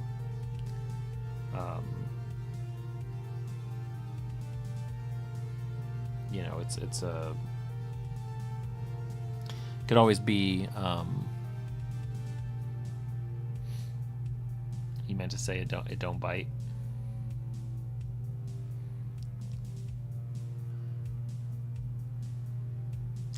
It could be like a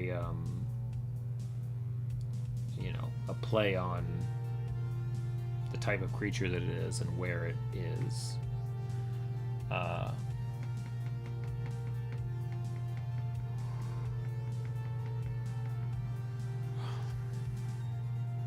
Naming things is hard.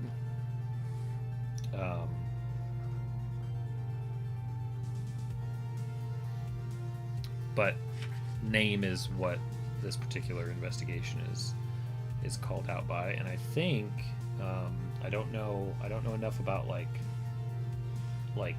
nautical kind of like sea maps or whatever, but I'll figure that out and bullshit it, because I think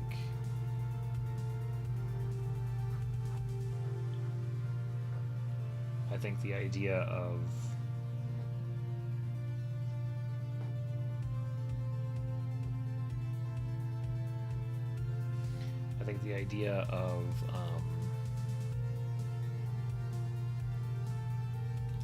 all of these events being identified, right? So it's like, you know, that would be like a 4, be like a 1.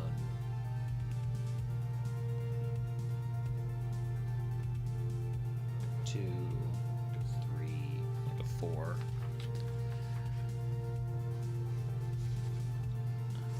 My streams aren't PG anymore? Oh no, what did I do? I don't even remember.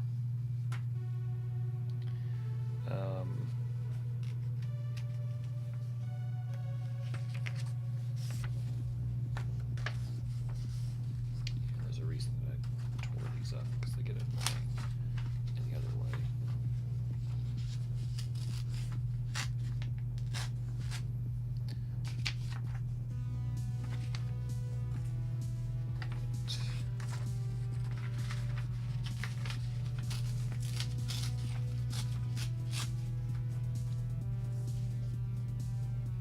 Something about like it's been years.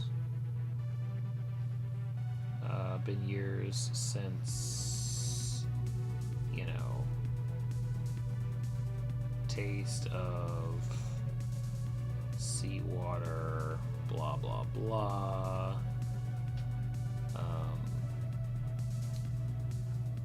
Accounts of number 1, some issue in the bay, maybe fish and trade is impacted. You know, maybe it's like calls for you know, added fisheries. But he's like, that's not what it is. Could be number 2, storms. She won't like that.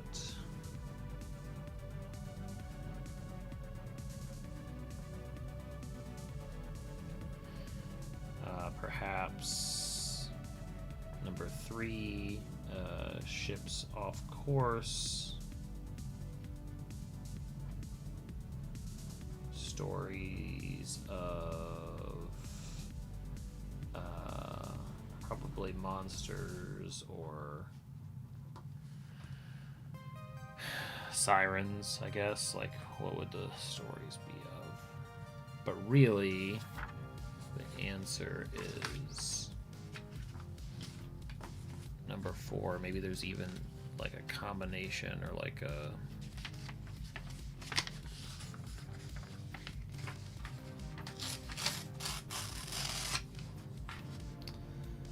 number 4. It's the lighthouse.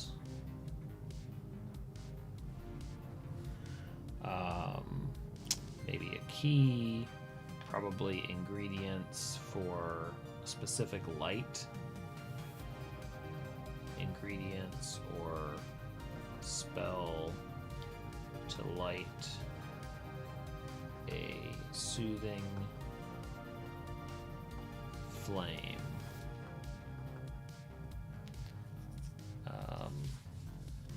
Definitely mention of the potion options.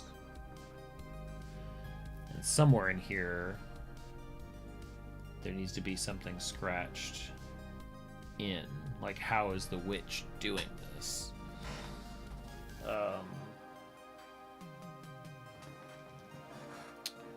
Probably back here. Name, there'd be like a, so the C come in.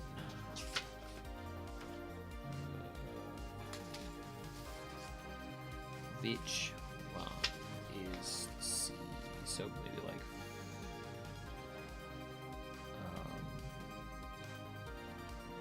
I feel like the C was towards the end, so I feel like there'd be like scratches on ships, and those scratches would be the N shape.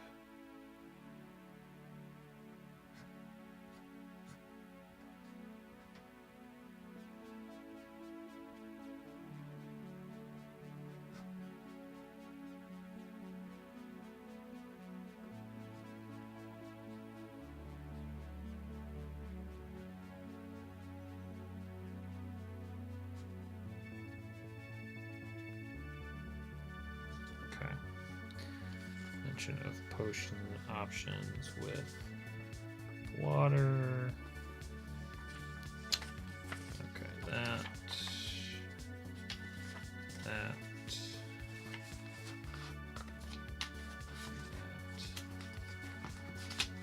Okay. Sea Monster Quest.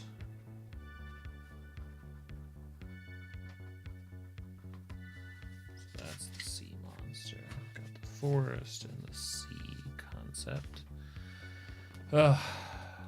Okay. So it may seem like not a lot happens on a stream like this, but actually a whole lot happened that is going to make these next steps actually like possible. All of this is going to make cruising through and saying, okay, like what I'm jotting down here makes it then, all right, so now the question is, what exactly does the nautical map that's on this page look like? And then, okay, I need a sketch of a thing here. There's more to do, more planning, but some of the pages can start to be fleshed out. I'm sure I'll be thinking about this until whatever time I'm able to stream tomorrow. Definitely coming back to it though. Got at least one more night working on this thing, and it'll be, I think, largely spent putting these ideas actually onto paper, both in the draft form and in the final form. So that'll be great. Tons of cool concepts. Honestly, like this could so easily become more than just the sum of the parts, I think. I think it's a super fun concept.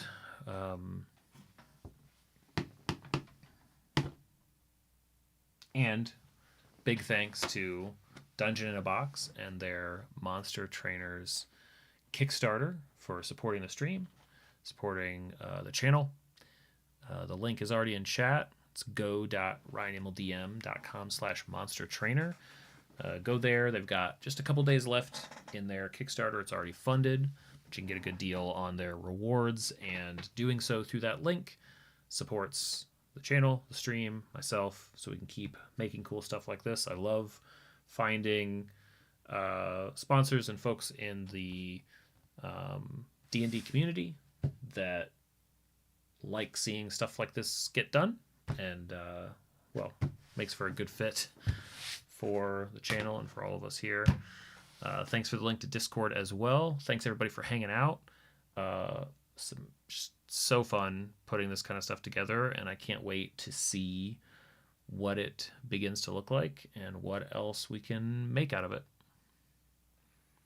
You guys are amazing. We will do it again tomorrow.